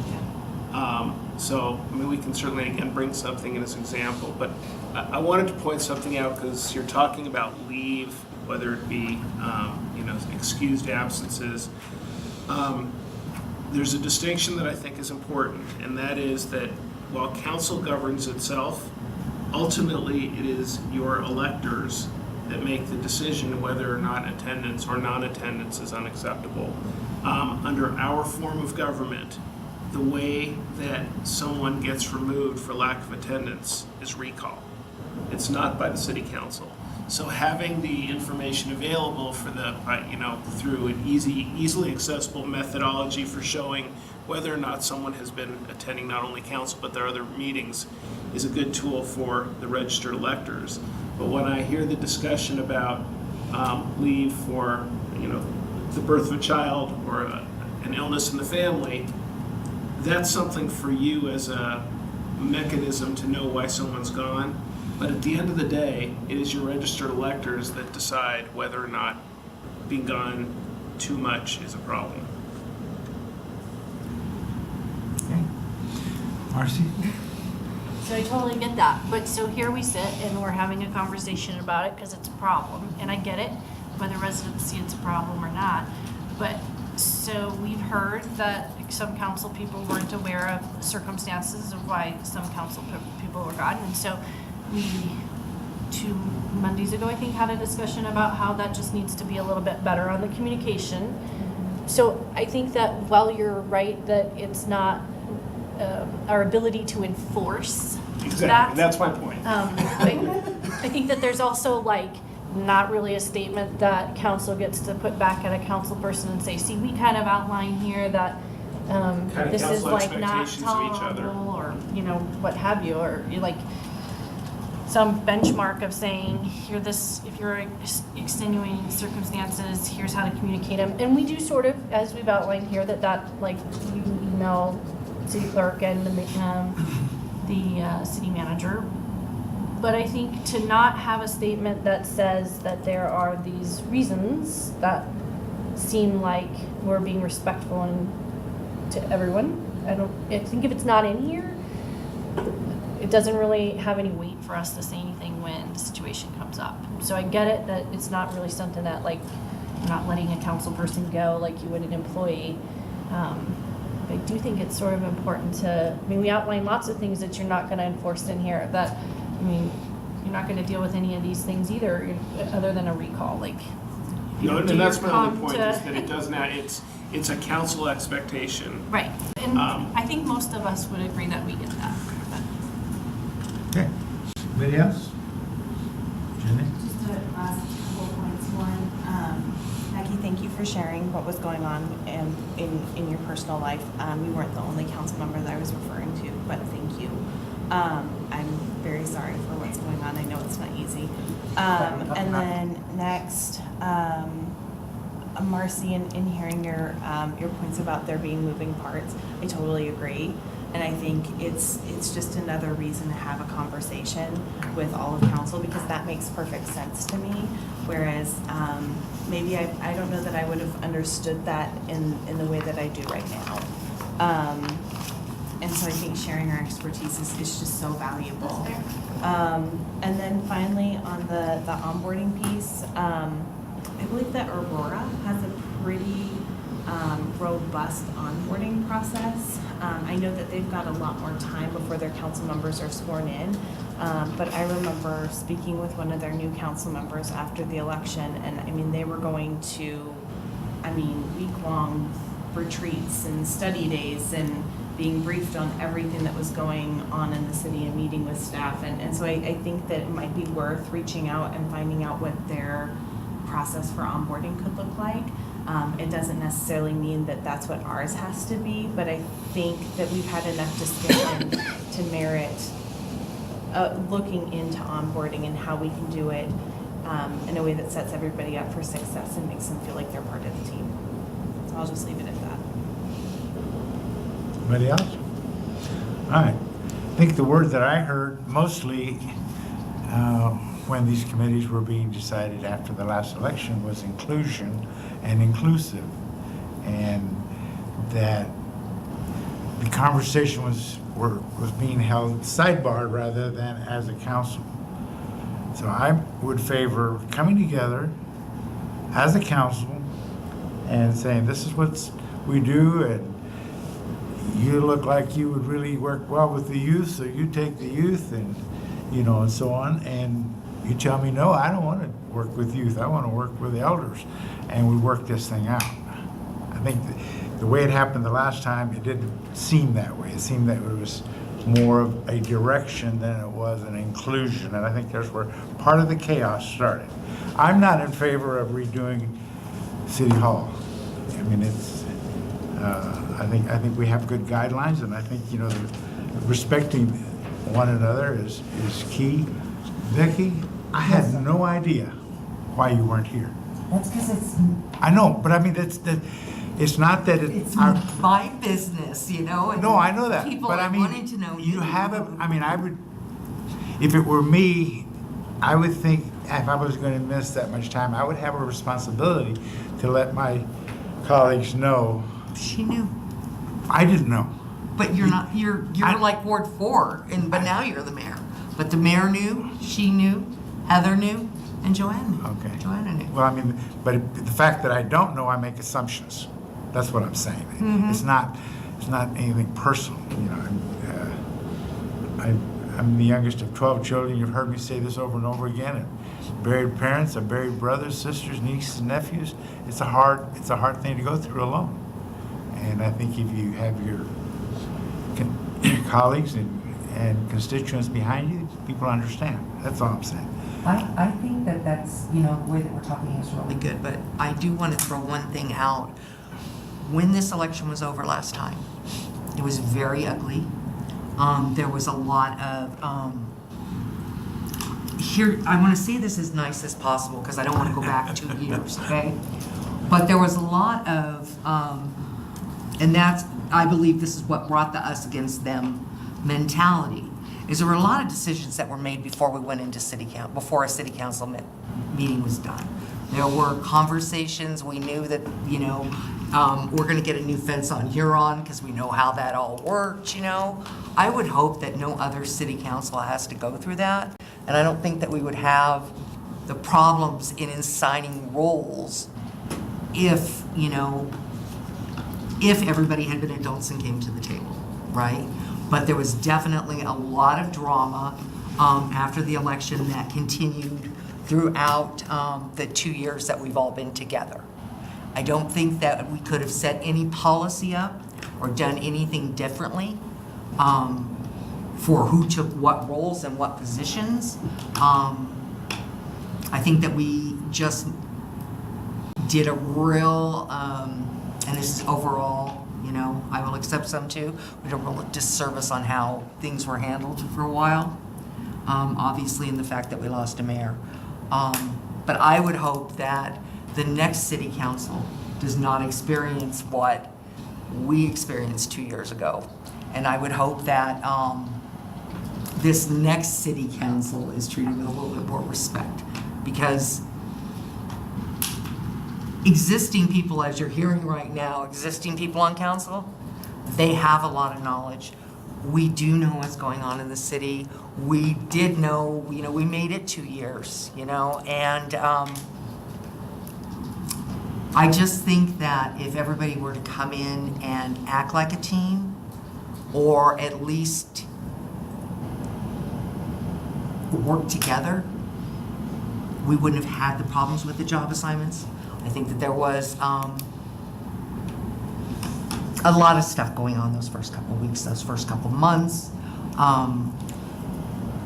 So I don't know, not knowing, I've never experienced this before. I don't know how you could set yourself up to make sure that it never happens again and that another city council never has to have this happen to them, you know? But I don't think it's hiding in I don't think it's in a binder. I don't think we could do as much as we want as far as attendance. We can do as much as we want to do over here. But the crux of the problem when the last council members came on board was not related to anything that's found in a binder. It was a personal relationship problem. So I don't think we can change those policies, but I'm open to do whatever you want. And yeah, I changed the topic because I don't want to talk about that other thing anymore. To finish my point, I think respect, the very first word in the Code of Conduct. If we have respect for one another, regardless of what happens out there, we listen, we respond appropriately, and that didn't happen. No. On many factors, not pointing one way or the other. It didn't happen. So, you know, I ran lots of groups when I was an educator, and these support groups that I ran, I used to have the kids make up rules, you know, and then I would rub them all out, and I would write respect. Because if you have 10 commandments, and you can violate one or two, but if you have respect, you can't violate any of them. You know, you can have a whole bunch of rules. Really good. You can have a whole bunch of rules, but you have to have respect. So, and to the video chiming in, I'm kind of like Marcia. I know you have a lot more technology experience, but I could see city manager Corey and Joanna here, and all of us in any other place chiming in. You know, would we have a council meeting? I don't know. I know it sounds a little space age, but that could happen, couldn't it? I think it's things that we have to look at in the future. I think there's, you know, we have to look at different things. I agree. You know, bring something, let's talk about it. That's all I have. Anybody else? Summation? No? Mayor, All right. I'll just quickly just recap so we're all on the same page. But you're- We're going to create a one-page sheet, whatever it looks like, with the help of Joanna in terms of capturing attendance records that'll be posted to the city council webpage. We are going to follow up and bring back what potential electronic participation policy could look like in the future. I'll schedule that for a future tentative item, and then as time allows, Corey, Joanna, and I can talk about what the timing looks like tomorrow and then get a better feel for timing. We'll look at developing leave of absence language to include in the council handbook. And then I believe the last piece that I heard was we will talk about what the council orientation process in the short term will look like post July 22nd, as well as the November election, and communicate how that's being developed. And we'll reach out to the city of Aurora and other communities and see what their programs look like. So thank you for that suggestion. Did I capture everything? Anything missing? Got it. Okay. I'll let you know after I watch. I'll listen to the meeting tomorrow. I think you got everything. Do we have any further business? If not, I would like to adjourn the study session. Are we going to? Go into executive session. Yeah, So we're are going we- to go into executives in here? Yes. So you have to make a motion. So you have to do a motion. Is there? Yes. Okay.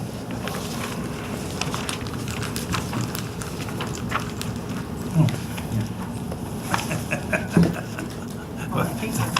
I put it where I could see it, I just couldn't see it. Okay, I will now call to order the special city council meeting of July the 1st, 2019. Joanne, would you call the roll, please? Mayor Escobar, Here?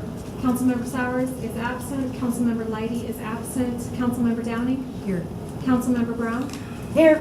Councilmember Whitman, Here. Councilmember Duran-Mollica, Here. Councilmember Wilford. Here. Okay, the only item on the agenda is the executive session for personnel matters. We'll need a motion and a vote to meet in executive session. Second. Okay, motion and second. You open the vote, Joanne? All in favor? Oh, I'm sorry. Yeah. All in favor? Aye. Any opposed? Okay.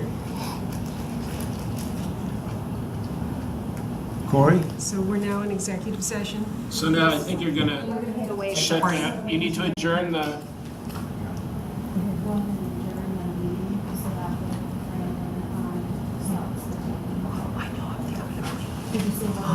Okay. Do you want me to send you a copy of this one or don't?